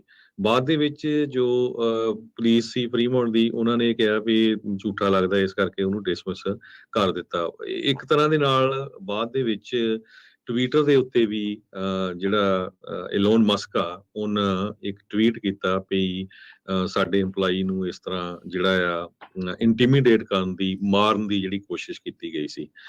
ਉਸ ਤੋਂ ਬਾਅਦ ਰਣਦੀਪ ਹੋਠੀ ਨੇ ਜੋ ਕੇਸ ਸੀਗਾ ਉਹ ਐਲੋਨ ਮਸਕ ਦੇ ਅਗੇਂਸਟ ਕੀਤਾ ਵੀ ਇਹ ਮੈਨੂੰ ਜਿਹੜਾ ਆ ਡੀਫੇਮ ਕਰਨ ਦੀ ਕੋਸ਼ਿਸ਼ ਕੀਤੀ ਗਈ ਆ, ਜਿਹੜਾ ਆਉਣ ਵਾਲੇ ਸਮੇਂ 'ਚ ਵੀ ਮੈਨੂੰ ਮੇਰੇ ਲਈ ਨੁਕਸਾਨਦਾਇਕ ਹੋਏਗਾ। ਵੀ ਇਦਾਂ ਦੀ ਕੋਈ ਗੱਲ ਹੀ ਨਹੀਂ। ਕੋਰਟ ਦੇ ਵਿੱਚ ਜਦੋਂ ਕੇਸ ਹੋਇਆ, ਕੋਰਟ 'ਚ ਉਹਨਾਂ ਨੂੰ ਕਿਹਾ ਗਿਆ ਵੀ ਜੋ ਵੀਡੀਓ ਕੈਮਰਾਜ਼ ਆ ਉਹ ਪ੍ਰੈਜ਼ੈਂਟ ਕਰੋ, ਉਹ ਉਹਨਾਂ ਨੇ ਨਹੀਂ ਕੀਤੇ ਵੀ ਜਿਹਦੇ ਵਿੱਚ ਜੱਜ ਦੇਖ ਸਕੇ। ਸੋ ਇਹ ਕਾਫੀ ਲੰਮਾ ਚੱਲਦਾ ਰਿਹਾ ਤੇ ਹੁਣ ਇਹ ਖਬਰ ਆਈ ਆ ਵੀ ਐਲੋਨ ਮਸਕ ਨੇ ਅਲਟੀਮੇਟਲੀ ਕੇਸ ਰਣਦੀਪ ਸਿੰਘ ਹੋਠੀ ਦੇ ਨਾਲ ਸੈਟਲ ਕਰ ਲਿਆ। ਰਣਦੀਪ ਸਿੰਘ ਹੋਠੀ ਨੇ ਇੱਕ ਸਟੇਟਮੈਂਟ ਜਾਰੀ ਕੀਤੀ ਆ, ਉਹਨੇ ਕਿਹਾ ਵੀ ਮੇਰੇ ਅਗੇਂਸਟ ਇਹ ਕੇਸ ਲਿਆਂਦਾ ਗਿਆ ਸੀ ਕਿਉਂਕਿ ਮੈਂ ਆਪਣੇ ਜਿਹੜਾ ਕੰਮ ਕਰ ਰਿਹਾ ਉਹਨੂੰ ਡਿਫੈਂਡ ਕਰਦਾ, ਮੈਂ ਆਪਣਾ ਜਿਹੜਾ ਨਾਮ ਆ ਉਹਨੂੰ ਕਲੀਅਰ ਕਰਨਾ ਚਾਹੁੰਦਾ। ਉਹ ਮੈਨੂੰ ਇਹ ਨਹੀਂ ਸੀ ਕਿ ਮੈਂ ਕਿਸੇ ਤਰ੍ਹਾਂ ਦੀ ਜਿਹੜੀ ਫੇਮ ਲੈਣੀ ਹੈ ਇਸ ਕੇਸ ਦੇ ਵਿੱਚੋਂ। ਮੈਂ ਤਾਂ ਇੱਕ ਸਿਰਫ ਅਪੋਲੋਜੀ ਮੰਗਦਾ ਸੀ ਐਲੋਨ ਮਸਕ ਤੋਂ, ਕਿਉਂਕਿ ਜਿਹੜਾ ਐਲੋਨ ਮਸਕ ਆ ਉਹ ਕਹਿੰਦੇ ਵੀ ਤੁਸੀਂ ਦੇਖਿਆ ਹੀ ਹੋਣਾ ਹੁਣ ਪਿਛਲੇ 6 ਮਹੀਨਿਆਂ ਦੇ ਵਿੱਚ ਜਿਹੜੀਆਂ ਕਿੱਦਾਂ ਦੀਆਂ ਸਟੇਟਮੈਂਟਸ ਵੱਖ-ਵੱਖ ਦਿੰਦਾ ਹੈਗਾ ਵੀ ਉਹਦਾ ਹਰ ਇੱਕ ਸ਼ਬਦ ਉਹ ਬੜੇ ਧਿਆਨ ਦੇ ਨਾਲ ਸਾਨੂੰ ਨੋਟ ਕਰਨਾ ਚਾਹੀਦਾ ਹੈ, ਮਿਸਲੀਡਿੰਗ ਵੀ ਹੋ ਸਕਦਾ ਹੈਗਾ ਆ। ਰਣਦੀਪ ਸਿੰਘ ਹੋਠੀ ਦਾ ਜਿਹੜਾ ਸਾਰਾ ਕੇਸ ਆ ਉਹ ਉਸਦੇ ਮਿੱਤਰਾਂ ਨੇ ਡੋਨੇਸ਼ਨ ਦੇ ਕੇ ਜਾਂ ਉਹਦੇ ਜਿਹੜੇ ਹੋਰ ਫਰੈਂਡ ਸੀਗੇ, ਸਪੋਰਟਰ ਸੀਗੇ, ਉਹਨਾਂ ਨੇ ਲੜਿਆ ਸੀ। ਜੇ ਉਹ ਇਨ ਕੇਸ ਹਾਰ ਜਾਂਦਾ ਤੇ ਉਹਨੂੰ ਬਹੁਤ ਵੱਡਾ ਅਮਾਉਂਟ ਜਿਹੜਾ ਆ ਐਲੋਨ ਮਸਕ ਨੂੰ ਦੇਣਾ ਪੈਣਾ ਸੀ, ਹਾਲਾਂਕਿ ਉਹ PhD ਦਾ ਸਟੂਡੈਂਟ ਹੈਗਾ। ਜੀ ਬਿਲਕੁਲ। ਇੱਕ ਟਾਈਮ ਦੇ ਉੱਤੇ ਇਸਦੇ ਖਿਲਾਫ ਇਹਨਾਂ ਨੇ ਚਾਹੁੰਦੇ ਸੀਗੇ ਵੀ ਜਿਹੜਾ ਲਾਗੇ ਨਾ ਜਿਹੜਾ ਉਹ ਆ ਸਕੇ, ਉੱਦਾਂ ਦੀ ਚੀਜ਼ ਵੀ ਰਿਸਟ੍ਰੇਨਿੰਗ ਆਰਡਰ ਵੀ ਹੋਠੀ ਖਿਲਾਫ ਇਹਨਾਂ ਨੇ 2019 ਦੇ ਵਿੱਚ ਐਡ ਕੀਤੇ ਸੀਗੇ। ਸੋ ਇਹ ਜਿਹੜਾ ਸਾਰਾ ਮਾਮਲਾ ਹੇਵਰਡ ਦੇ ਵਿੱਚ ਐਲਾਮੀਡਾ ਕਾਊਂਟੀ ਸੁਪੀਰੀਅਰ ਕੋਰਟ ਦੇ ਮਾਮਲੇ ਦੇ ਵਿੱਚ ਜਾਣਾ ਸੀਗਾ, ਤੇ ਜੇ ਨਾ ਜਾਂਦਾ, ਇਹ ਮਸਲਾ ਜਿਹੜਾ ਹੱਲ ਨਾ ਹੁੰਦਾ, ਤਾਂ ਟਰਾਇਲ ਹੋਣਾ ਸੀਗਾ ਇਸ ਪੂਰੇ ਮਾਮਲੇ ਦੇ ਵਿੱਚ। ਇਹ ਜਿਹੜਾ ਇਸ ਸਾਲ 'ਚ, ਤੇ ਹੁਣ ਆਪਾਂ ਦੇਖ ਰਹੇ ਹਾਂ ਵੀ ਜਿੱਦਾਂ ਪਹਿਲਾਂ ਗੱਲ ਵੀ ਕੀਤੀ ਆ ਵੀ ਆਟੋ ਪਾਇਲਟ ਨੋ ਡਾਊਟ ਇਹਨਾਂ ਦਾ ਬੈਟਰ ਹੋਊਗਾ ਬਾਕੀ ਹੋਰ ਕੰਪੀਟੀਸ਼ਨ ਦੇ ਮੁਕਾਬਲੇ, ਪਰ ਬਿਲਕੁਲ ਹੀ ਸਾਰੀਆਂ ਦੁਨੀਆ ਦੀ ਡਰਾਈਵਿੰਗ ਤੋਂ ਬੈਟਰ ਆ। ਇਹ ਜਿਹੜਾ ਇਹ ਕਹਿਣਾ ਆਈ ਥਿੰਕ ਥੋੜ੍ਹਾ ਜਿਹਾ ਔਖਾ ਆ। ਅਜੇ ਇਸ ਦੇ ਵਿੱਚ ਹੋਰ ਵੀ ਸੁਧਾਰਾਂ ਦੀ ਜ਼ਰੂਰਤ ਰਹੇਗੀ। ਟੈਸਲਾ ਤਾਂ ਇੱਦਾਂ ਹੈ ਹਰਜੋਤ ਸਿੰਘ ਜੀ ਵੀ ਦੁਨੀਆ ਨੂੰ ਬੇਸਿਕਲੀ ਲੀਕ ਖਿੱਚਣ ਵਾਲੀ ਗੱਲ ਆ। ਇੱਧਰ ਤੁਸੀਂ ਉਹਦੇ ਪੂਰੇ ਸਪੋਰਟਰ ਆ, ਜਾਂ ਫਿਰ ਤੁਸੀਂ ਉਹਦੇ ਇੱਕ ਹਿਸਾਬ ਦੇ ਨਾਲ ਉਹਨੂੰ ਪੂਰੇ ਉਸਦੇ ਅਗੇਂਸਟ ਆ। ਸੋ ਇਹ ਕਾਫੀ ਉਸਦਾ ਟੈਸਲਾ ਦਾ ਕ੍ਰਿਟਿਕ ਸੀਗਾ ਰਣਦੀਪ ਹੋਠੀ, ਜਿਹਦੇ ਕਰਕੇ ਇਹਦੇ ਸਿੰਘ ਇਸ ਤਰੀਕੇ ਦੇ ਨਾਲ ਇਲਨ ਮਸਕ ਦੇ ਨਾਲ ਇਵੈਂਚੁਅਲੀ ਜੀ ਕਹਿ ਸਕਦੇ ਹਾਂ ਵੀ ਉਹ ਗੱਲਾਂ ਬਾਤਾਂ 'ਚ ਇੱਦਾਂ ਫਸੇ ਸੀਗੇ। ਸੋ ਦੇਖੋ ਵੀ ਸਿੰਘ ਬੜੇ ਬੜੇ ਬੰਦਿਆਂ ਨਾਲ ਵੀ ਪੰਗੇ ਲੈਂਦੇ ਹੈਗੇ ਜੀ। ਅਗਲੀ ਜਿਹੜੀਆਂ ਗੱਲਾਂ ਉਸ ਦੇ ਵੱਲ ਵੱਧਦੇ ਜਾਈਏ, ਤਾਂ ਕੈਸ਼ ਐਪ ਦਾ ਐਗਜ਼ੈਕਟਿਵ ਬੌਬਲੀ, ਜਿਸ ਦੀ ਹੱਤਿਆ ਕਰ ਦਿੱਤੀ ਗਈ ਸੀ, ਬੜਾ ਮਸਲਾ ਜਿਹੜਾ ਇਹ ਬਣਿਆ ਸੀ। ਹੁਣ ਅਟੋਪਸੀ ਦੇ ਨਤੀਜੇ ਆਏ ਆ, ਜਿਸ ਵਿੱਚ ਇਹ ਪਤਾ ਲੱਗ ਰਿਹਾ ਆ ਵੀ ਇਹ ਜਿਹੜਾ ਮ੍ਰਿਤਕ ਜਿਸ ਦੀ ਹੱਤਿਆ ਹੋਈ ਸੀਗਾ ਬੌਬਲੀ, ਇਸ ਦੇ ਸਿਸਟਮ ਦੇ ਵਿੱਚ ਕੋਕ ਤੇ ਕੈਟਾਮੀਨ ਵੀ ਪਾਈ ਗਈ ਹੈਗੀ ਆ। ਇਹ ਦਿਲ ਦੇ ਵਿੱਚ ਇਸ ਦੇ ਚਾਕੂ ਮਾਰਿਆ ਗਿਆ ਸੀ, ਤੇ ਇਸ ਦੇ ਫੇਫੜਿਆਂ ਦੇ ਵਿੱਚ ਚਾਕੂ ਮਾਰਿਆ ਗਿਆ ਸੀ ਸੈਨ ਫਰਾਂਸਿਸਕੋ ਦੇ ਵਿੱਚ, ਜਦੋਂ ਉੱਥੋਂ ਦੀ ਕਹਿ ਸਕਦੇ ਆ ਵੀ ਸਿਕਿਉਰਿਟੀ ਨੂੰ ਲੈ ਕੇ ਸਿਟੀ ਦੇ ਵਿੱਚ ਕੀ ਕੁਛ ਕ੍ਰਾਈਮ ਵੱਧ ਰਿਹਾ ਆ, ਉਸ ਨੂੰ ਲੈ ਕੇ ਗੱਲਾਂ ਚੱਲੀਆਂ। ਬਾਅਦ ਦੇ ਵਿੱਚ ਇਹ ਪਤਾ ਲੱਗਾ ਸੀਗਾ ਵੀ ਜਿਸ ਨੇ ਇਸ ਉੱਤੇ ਹਮਲਾ ਕੀਤਾ ਸੀ, ਇਹ ਪਹਿਲਾਂ ਤੋਂ ਇੱਕ ਦੂਜੇ ਨੂੰ ਵੀ ਜਾਣਦੇ ਸੀਗੇ। ਸੋ ਟੈਕ ਇੰਡਸਟਰੀ ਦੇ ਹੀ ਲੋਕ ਸੀਗੇ ਜਿਸ ਨੇ ਬੌਬ ਲੀ ਦੇ ਉੱਤੇ ਹਮਲਾ ਕੀਤਾ ਸੀਗਾ। ਸੋ ਹੁਣ ਇਹ ਟੌਕਸੀਕੋਲੋਜੀ ਜਿਹੜੀ ਰਿਪੋਰਟ 43 ਸਾਲਾਂ ਦੇ ਲੀ ਦੀ ਜਿਹੜੀ ਆਈ ਆ, ਐਲਕੋਹਲ, ਕੈਟਾਮੀਨ ਤੇ ਕੋਕੇਨ ਇਸ ਦੇ ਸਿਸਟਮ ਦੇ ਵਿੱਚ ਪਾਈ ਗਈ ਆ। ਇਹ ਨਹੀਂ ਆ ਵੀ ਜਿਹਨੇ ਸ਼ਰਾਬ ਜਾਂ ਨਸ਼ਾ ਕੀਤਾ ਸੀਗਾ ਤੇ ਭਾਈ ਇਸ ਨੂੰ ਮਾਰ ਦੇਣਾ ਠੀਕ ਆ, ਪਰ ਇਹ ਇੱਕ ਡਿਫਰੈਂਟ ਐਂਗਲ ਵੀ ਇਸ ਦੇ ਨਾਲ ਉਹ ਇਸ ਨੂੰ ਦੇਣ ਦੀ ਇਸ ਦੇ ਵਿੱਚ ਕੋਸ਼ਿਸ਼ ਹੋ ਸਕਦੀ ਆ। ਹੋਇਆ ਇਸ ਦੇ ਨਾਲ ਮਾੜਾ ਆ ਜੀ, ਤੇ ਮਾੜੇ ਨੂੰ ਗਲਤ ਹੀ ਜਿਹੜਾ ਆਪਾਂ ਨੂੰ ਕਹਿਣਾ ਚਾਹੀਦਾ ਆ। ਅਗਲੀ ਖਬਰ ਆਸਟ੍ਰੇਲੀਆ ਤੋਂ ਆ ਰਹੀ ਹੈ, ਜਿੱਥੇ ਇੱਕ ਫਿਸ਼ਰਮੈਨ ਕਾਫੀ ਦਿਨਾਂ ਤੋਂ ਮਿਸਿੰਗ ਸੀ। ਉਹਨੂੰ ਲੱਭ ਰਹੇ ਸੀ, ਤੇ ਉਹ ਹੁਣ ਉਹਦੀ ਜਿਹੜੀ ਮਿਸਿੰਗ ਦੀ ਸਰਚ ਸੀ ਉਹਨੂੰ ਕਾਲ ਆਫ ਕਰ ਲਿਆ, ਕਿਉਂਕਿ ਹਿਊਮਨ ਰਿਮੇਨਸ 2 ਕ੍ਰੋਕੋਡਾਈਲਸ ਦੇ ਵਿੱਚ ਲੱਭੇ ਗਏ ਹੈਗੇ ਆ। ਸਰਚ ਦੇ ਰੈਸਕਿਊ ਟੀਮ ਨੇ ਇਹ ਕਿਹਾ ਵੀ ਉਹ ਜਦੋਂ ਲੱਭ ਰਹੇ ਸੀ ਇਸ ਫਿਸ਼ਰਮੈਨ ਨੂੰ, 65 ਸਾਲਾਂ ਦਾ ਜੋ ਸੀਗਾ, ਇਹਨੂੰ Kennedy river Lakefield national park Queensland ਦੇ ਵਿੱਚ ਇਹ ਗਵਾਚ ਗਿਆ ਸੀ, ਜਾਂ ਮਿਸਿੰਗ ਇਹਦਾ ਹੋਇਆ ਸੀ। ਤੇ 250 mile north of Cairns north east part of country ਹੈਗਾ। ਤੇ ਉਸ ਤੋਂ ਬਾਅਦ ਜਿਹੜੀ ਉੱਥੇ ਦੀ ਫਿਸ਼ਰੀ ਡਿਪਾਰਟਮੈਂਟ ਆ, ਉਹਨਾਂ ਨੇ ਕਿਹਾ ਵੀ 2 ਕ੍ਰੋਕੋਡਾਈਲਸ ਨੂੰ ਯੂਥੇਨਾਈਜ਼ ਕੀਤਾ ਗਿਆ ਸੀ। ਤੇ ਜਦੋਂ ਉਹਨਾਂ ਦੀ ਸਕੈਨਿੰਗ ਕੀਤੀ ਗਈ, ਪਤਾ ਚੱਲਿਆ ਵੀ ਉਹਨਾਂ ਦੇ ਦੋਨਾਂ ਦੇ ਵਿੱਚ ਹਿਊਮਨ ਰਿਮੇਨਸ ਹੈਗੇ ਆ। ਸੋ ਇਹ ਕ੍ਰੋਕੋਡਾਈਲ ਇੱਕ 13 ਫੁੱਟ ਲੰਮਾ ਤੇ ਇੱਕ 9 ਫੁੱਟ ਲੰਮਾ ਸੀ। ਇਹ ਦੋਨਾਂ ਨੇ ਕਹਿੰਦੇ ਵੀ ਫਿਸ਼ਰਮੈਨ ਨੂੰ ਮਾਰ ਕੇ ਖਾ ਲਿਆ। ਸੋ ਇਹ ਪਤਾ ਚੱਲਿਆ ਹੈਗਾ। ਸੋ ਹੁਣ ਇਸ ਤੋਂ ਅੱਗੇ ਵੀ ਉਹਨਾਂ ਨੂੰ ਉਹ ਢਿੱਡ ਪਾੜ ਕੇ ਉਹਦੇ ਚੋਂ ਕੱਢੇ ਗਏ ਆ ਉਹਦੇ ਰਿਮੇਨ ਜਾਂ ਨਹੀਂ, ਇਹਦੇ ਬਾਰੇ ਡਿਟੇਲ ਨਹੀਂ ਦਿੱਤੀ, ਪਰ ਜੋ ਫਿਸ਼ਰਮੈਨ ਆ ਉਹਦੇ ਜਿਹੜੇ ਰਿਮੇਨਸ ਆ, ਇਹ ਦੋਨੋਂ ਹੀ ਕ੍ਰੋਕੋਡਾਈਲਸ ਦੇ ਅੰਦਰ ਪਾਏ ਗਏ ਹੈਗੇ। ਪੰਜਾਬੀਆਂ ਦੇ ਲਈ, ਸਿੱਖਾਂ ਦੇ ਲਈ ਮਾਣਮੱਤਾ ਦਿਨ ਜਿਹੜਾ ਇਹ ਅੱਜ ਦਾ ਹੋ ਗਿਆ ਆ। ਪਿਛਲੇ ਮਹੀਨਿਆਂ ਦੇ ਵਿੱਚ, ਫਰਵਰੀ ਦੇ ਵਿੱਚ, ਵਾਈਟ ਹਾਊਸ ਦੇ ਦੁਆਰਾ, ਪ੍ਰੈਜ਼ੀਡੈਂਟ ਬਾਈਡਨ ਦੇ ਦੁਆਰਾ ਮਾਸਟਰ ਕਾਰਡ ਦੇ CEO ਰਹੇ ਅਜੇ ਬੰਗਾ ਨੂੰ ਵਰਲਡ ਬੈਂਕ ਦਾ ਕਹਿ ਲਓ ਵੀ ਚਾਬੀ ਉਹਨਾਂ ਦੇ ਹੱਥ ਫੜਾਈ ਜਾਣੀ ਸੀ। ਅੱਜ ਫਾਈਨਲੀ ਕਹਿੰਦੇ ਵੀ ਉਹਨਾਂ ਨੇ ਇਸ ਦਾ ਅਹੁਦਾ ਜਿਹੜਾ ਉਹ ਸਾਂਭ ਲਿਆ ਹੈਗਾ ਆ। ਸੋ ਪ੍ਰੈਜ਼ੀਡੈਂਟ ਬਾਈਡਨ ਨੇ ਅਜੇ ਬੰਗਾ ਨੂੰ ਵਧਾਈ ਜਿਹੜੀ ਇਸ ਦੇ ਵਿੱਚ ਦਿੱਤੀ। ਉਹਨਾਂ ਨੇ ਕਿਹਾ ਵੀ ਇਹ ਬੜੇ ਟਰਾਂਸਫੋਰਮੇਟਿਵ ਲੀਡਰ ਨੇ, ਜਿਹੜੇ ਕਿ ਆਪਣਾ ਤਜਰਬਾ, ਮਹਾਰਤ ਤੇ ਆਪਣੀ ਜਿਹੜੀ ਇਨੋਵੇਸ਼ਨ ਆ ਵਰਲਡ ਬੈਂਕ ਦੇ ਪ੍ਰੈਜ਼ੀਡੈਂਟ ਦੇ ਤੌਰ ਦੇ ਉੱਤੇ ਉਸ ਨੂੰ ਨਾਲ ਲੈ ਕੇ ਆਉਣਗੇ। ਤੇ ਕਹਿੰਦੇ ਵੀ ਅਸੀਂ ਦੇਖਦੇ ਹਾਂ ਵੀ ਅਸੀਂ US ਦੇ ਨਾਲ ਜਿਹੜਾ ਵਰਲਡ ਬੈਂਕ ਦੀ ਜਿਹੜੀ ਲੀਡਰਸ਼ਿਪ ਆ, ਉਸ ਦੇ ਜਿਹੜੇ ਸ਼ੇਅਰ ਹੋਲਡਰ ਆ, ਸਾਰੇ ਹੀ ਮਿਲ ਕੇ ਦੁਨੀਆ ਦੇ ਵਿੱਚ ਜਿਹੜੇ ਇਸ ਟਾਈਮ ਬੈਂਕਿੰਗ ਦੇ ਚੈਲੰਜਸ ਜਿਹੜੇ ਚੱਲ ਰਹੇ ਆ, ਚਾਹੇ ਗਰੀਬੀ ਨੂੰ ਹਟਾਉਣਾ ਆ, ਕਲਾਈਮੇਟ ਚੇਂਜ ਨੂੰ ਜਿਹੜਾ ਉਹ ਨਜਿੱਠਣਾ ਆ, ਇਸ ਦੇ ਵਿੱਚ ਮਿਲ ਜੁਲ ਕੇ ਕੰਮ ਕਰਾਂਗੇ। ਅੱਜ ਇਹਨਾਂ ਨੇ ਬੋਰਡ ਆਫ ਗਵਰਨਰਸ ਦੇ ਜਿਹੜੇ ਆਰਗੇਨਾਈਜੇਸ਼ਨ ਦੇ ਵਰਲਡ ਬੈਂਕ ਦੇ ਪ੍ਰੈਜ਼ੀਡੈਂਟ ਦੇ ਅਹੁਦੇ ਦੇ ਵਜੋਂ ਕਾਰਜਕਾਲ ਜਿਹੜਾ ਆ ਉਹ ਸਾਂਭਲਿਆ ਆ। ਫਰਵਰੀ ਦੇ ਵਿੱਚ ਪ੍ਰੈਜ਼ੀਡੈਂਟ ਬਾਈਡਨ ਨੇ ਅਜੇ ਬੰਗਾ ਨੂੰ ਨੋਮੀਨੇਟ ਕੀਤਾ ਸੀ। ਇਹਨਾਂ ਨੇ ਡੇਵਿਡ ਮੈਲਪਾਸ, ਜਿਨ੍ਹਾਂ ਨੂੰ ਟਰੰਪ ਐਡਮਿਨਿਸਟ੍ਰੇਸ਼ਨ ਨੇ ਅਪੁਆਇੰਟ ਕੀਤਾ ਸੀ, ਉਹਨਾਂ ਨੂੰ ਰਿਪਲੇਸ ਕਰਨ ਦੇ ਲਈ ਰੱਖਿਆ ਸੀਗਾ। ਡੇਵਿਡ ਮੈਲਪਾਸ ਨੇ ਪਹਿਲਾਂ ਹੀ ਕਿਹਾ ਸੀਗਾ ਵੀ ਉਹ ਇਸ ਸਾਲ ਦੇ ਵਿੱਚ ਸਟੈਪ ਡਾਊਨ ਕਰਨ ਜਾ ਰਹੇ ਆ। ਅਜੇ ਬੰਗਾ ਇਸ ਤੋਂ ਪਹਿਲਾਂ ਮਾਸਟਰ ਕਾਰਡ ਦੇ ਨਾਲ ਜਿਹੜੇ CEO ਜਿਹੜੇ ਉੱਥੇ ਰਹੇ, ਐਗਜ਼ੈਕਟਿਵ ਰਹੇ ਆ, ਤੇ ਇੱਕ ਹੁਣ ਜਿਹੜੀ ਇਕੁਇਟੀ ਫਰਮ ਜਰਨਲ ਅਟਲਾਂਟਾ ਉਸ ਦੇ ਵਿੱਚ ਕੰਮ ਕਰ ਰਹੇ ਸੀਗੇ। ਸੋ ਅਜੇ ਬੰਗਾ 5 ਸਾਲ ਦੀ ਟਰਮ ਦੇ ਲਈ ਵਰਲਡ ਬੈਂਕ ਦੇ ਲਈ ਚੁਣੇ ਗਏ ਆ।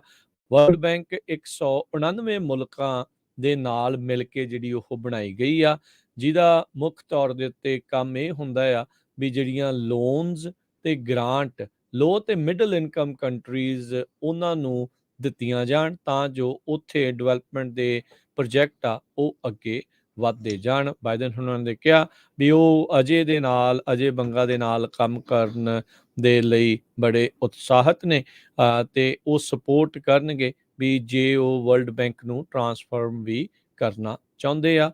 ਤੇ ਪ੍ਰੈਜ਼ੀਡੈਂਟ ਬਾਈਡਨ ਨੇ ਕਿਹਾ ਵੀ ਵਰਲਡ ਬੈਂਕ ਇੱਕ ਬਹੁਤ ਕ੍ਰਿਟੀਕਲ ਇੰਸਟੀਟਿਊਸ਼ਨ ਆ ਜਿਹੜੀ ਦੁਨੀਆ ਦੇ ਵਿੱਚ ਜ਼ਰੂਰੀ ਆ, ਖਾਸ ਕਰਕੇ ਗਰੀਬੀ ਨੂੰ ਹਟਾਉਣ ਦੇ ਲਈ। ਸੋ ਅਜੇ ਬੰਗਾ ਨੂੰ ਬਹੁਤ-ਬਹੁਤ ਆਪਾਂ ਵੀ ਵਧਾਈ ਜੀ। ਸੋ ਬਿਲਕੁਲ ਪਹਿਲੇ ਦਸਤਾਰਧਾਰੀ ਸਿੱਖ ਆ ਜਿਹੜੇ ਵਰਲਡ ਬੈਂਕ ਦੇ ਹੈੱਡ ਬਣੇ ਹੈਗੇ ਆ। ਸੋ ਸਿੱਖਾਂ ਲਈ ਬਹੁਤ ਮਾਣ ਵਾਲੀ ਗੱਲ। ਅਗਲੀ ਖਬਰ ਸੈਨ ਫਰਾਂਸਿਸਕੋ ਤੋਂ ਆ ਰਹੀ ਹੈ। ਸੈਨ ਫਰਾਂਸਿਸਕੋ ਦੀ ਸਿਚੁਏਸ਼ਨ ਬਹੁਤ ਵਰਸਟ ਹੁੰਦੀ ਜਾ ਰਹੀ ਆ, ਖਾਸ ਕਰਕੇ ਸਮਾਲ ਬਿਜ਼ਨੈਸਸ ਨੂੰ ਰਨ ਕਰਨ ਦੇ ਲਈ।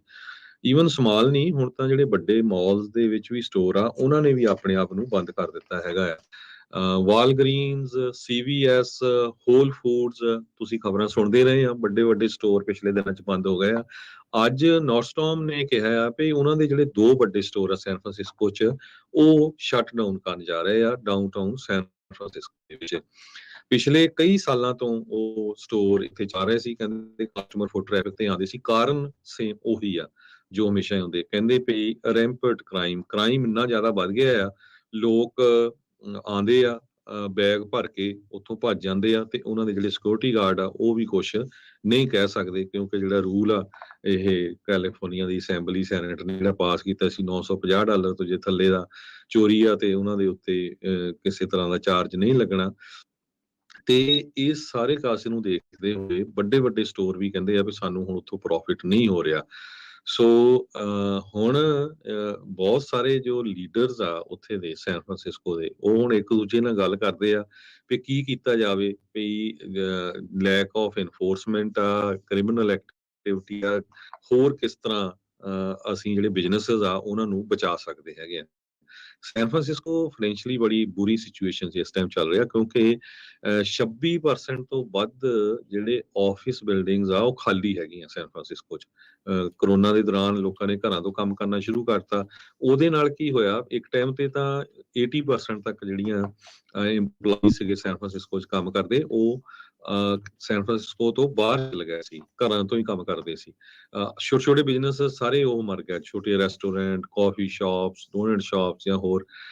ਹੁਣ ਇਹ ਜਿਹੜੇ ਵੱਡੇ ਸਟੋਰ ਵੀ ਜਾ ਰਹੇ ਆ, ਸੋ ਟੈਕਸ ਤਾਂ ਉਹਨਾਂ ਦਾ ਪਹਿਲੇ ਹੀ ਨਹੀਂ ਆ ਰਿਹਾ ਸਿਟੀ ਆਫ ਸੈਨ ਫਰਾਂਸਿਸਕੋ ਨੂੰ, ਬਿਲਡਿੰਗ ਖਾਲੀਆਂ ਬਹੁਤ ਹੋ ਗਈਆਂ, ਤੇ ਹੁਣ ਇਹ ਜਿਹੜੇ ਸਟੋਰ ਜਿਹਨਾਂ ਦਾ ਟੈਕਸ ਆਉਣਾ ਸੀ, ਸਿਟੀ ਨੂੰ ਫਾਇਦਾ ਹੋਣਾ ਸੀ, ਉਹ ਵੀ ਜਿਹੜਾ ਘਟਦਾ ਜਾ ਰਿਹਾ ਆ। ਸੋ ਇਹ ਸਿਟੀ ਆਫ ਸੈਨ ਫਰਾਂਸਿਸਕੋ ਲਈ ਇੱਕ ਬਹੁਤ ਵੱਡੀ ਪ੍ਰੋਬਲਮ ਬਣਦੀ ਜਾ ਰਹੀ ਹੈ। 21st ਸੈਂਚੁਰੀ ਦੀ ਇਹ ਡਿਟਰੋਇਟ ਬਣਦਾ ਜਾ ਰਿਹਾ ਆ। 1960 ਦਾ ਦਹਾਕਾ ਸੀਗਾ। ਡਿਟਰੋਇਟ ਮੁਲਕ ਦਾ ਸਭ ਤੋਂ ਅਮੀਰ ਪਰ ਕੈਪੀਟਾ ਦੇ ਹਿਸਾਬ ਦੇ ਨਾਲ ਉਹ ਸ਼ਹਿਰ ਸੀਗਾ। ਇਹਦੀ ਆਪਣੀ ਹੀ ਕਹਿ ਸਕਦੇ ਹਾਂ ਹਰਜੋਤ ਸਿੰਘ ਜੀ ਵੀ ਜਿਹੜੀ ਸਕਸੈਸ ਆ ਉਹ ਇਸ ਦੇ ਲਈ, ਤੇ ਜਿਹੜਾ ਇਸ ਦੇ ਵਿੱਚ ਉੱਥੇ ਐਕਸੈਸ ਆ ਉਹ ਆਪਣਾ ਹੀ ਉਸ ਦਾ ਵਿਕਟਮ ਜਿਹੜਾ ਉਹ ਬਣਦਾ ਜਾ ਰਿਹਾ ਆ। ਸੋ ਦੁਨੀਆ ਛੱਡ ਕੇ ਸੈਨ ਫਰਾਂਸਿਸਕੋ ਨੂੰ ਭੱਜ ਰਹੀ ਆ। ਇੱਕ ਟਾਈਮ ਦੇ ਉੱਤੇ ਮੋਟਰ ਸਿਟੀ ਦੇ ਨਾਮ ਦੇ ਨਾਲ ਜਾਣਿਆ ਜਾਣਾ ਵਾਲਾ ਡੈਟਰੋਇਟ, ਉੱਥੇ ਹੁਣ ਡਾਲਰ ਨੂੰ ਘਰ ਆ ਤੇ ਉੱਥੇ ਰਹਿ ਕੇ ਕੋਈ ਰਾਜੀ ਨਹੀਂ, ਓਵਰਗਰੋਨ ਆ, ਡਿਵੈਲਪਮੈਂਟ ਕੋਈ ਨਹੀਂ, ਨੌਕਰੀ ਜਿਹੜੀ ਉਹ ਕੋਈ ਬਚੀ ਨਹੀਂ। ਸਿਟੀ ਬਾਈ ਦਾ ਵੇ ਸੈਨ ਫਰਾਂਸਿਸਕੋ, ਉੱਥੇ ਵੀ ਹੁਣ ਇਹੀ ਹਾਲਾਤ ਬਣਦੇ ਜਾ ਰਹੇ ਆ। ਕ੍ਰਾਈਮ, ਅਫੋਰਡੇਬਿਲਿਟੀ, ਇੰਨਾ ਕੁਛ ਮੰਦਾ ਜਿਹੜਾ ਹੁੰਦਾ ਜਾ ਰਿਹਾ, ਉੱਥੋਂ ਦੀਆਂ ਜਿਹੜੀਆਂ ਪਾਲਿਸੀਜ਼, ਉਹ ਸਾਰੀਆਂ ਚੀਜ਼ਾਂ ਲੋਕਾਂ ਨੂੰ ਉੱਥੋਂ ਦੜਾ ਰਹੀਆਂ ਆ। ਬਿਜ਼ਨੈਸ ਨਹੀਂ ਹੋਣਗੇ, ਲੋਕ ਨਹੀਂ ਹੋਣਗੇ, ਤਾਂ ਸਿਟੀ ਨੇ ਇਨਕਮ ਜਨਰੇਟ ਕਰਨੀ ਕਿੱਥੋਂ ਹੈਗੀ ਆ।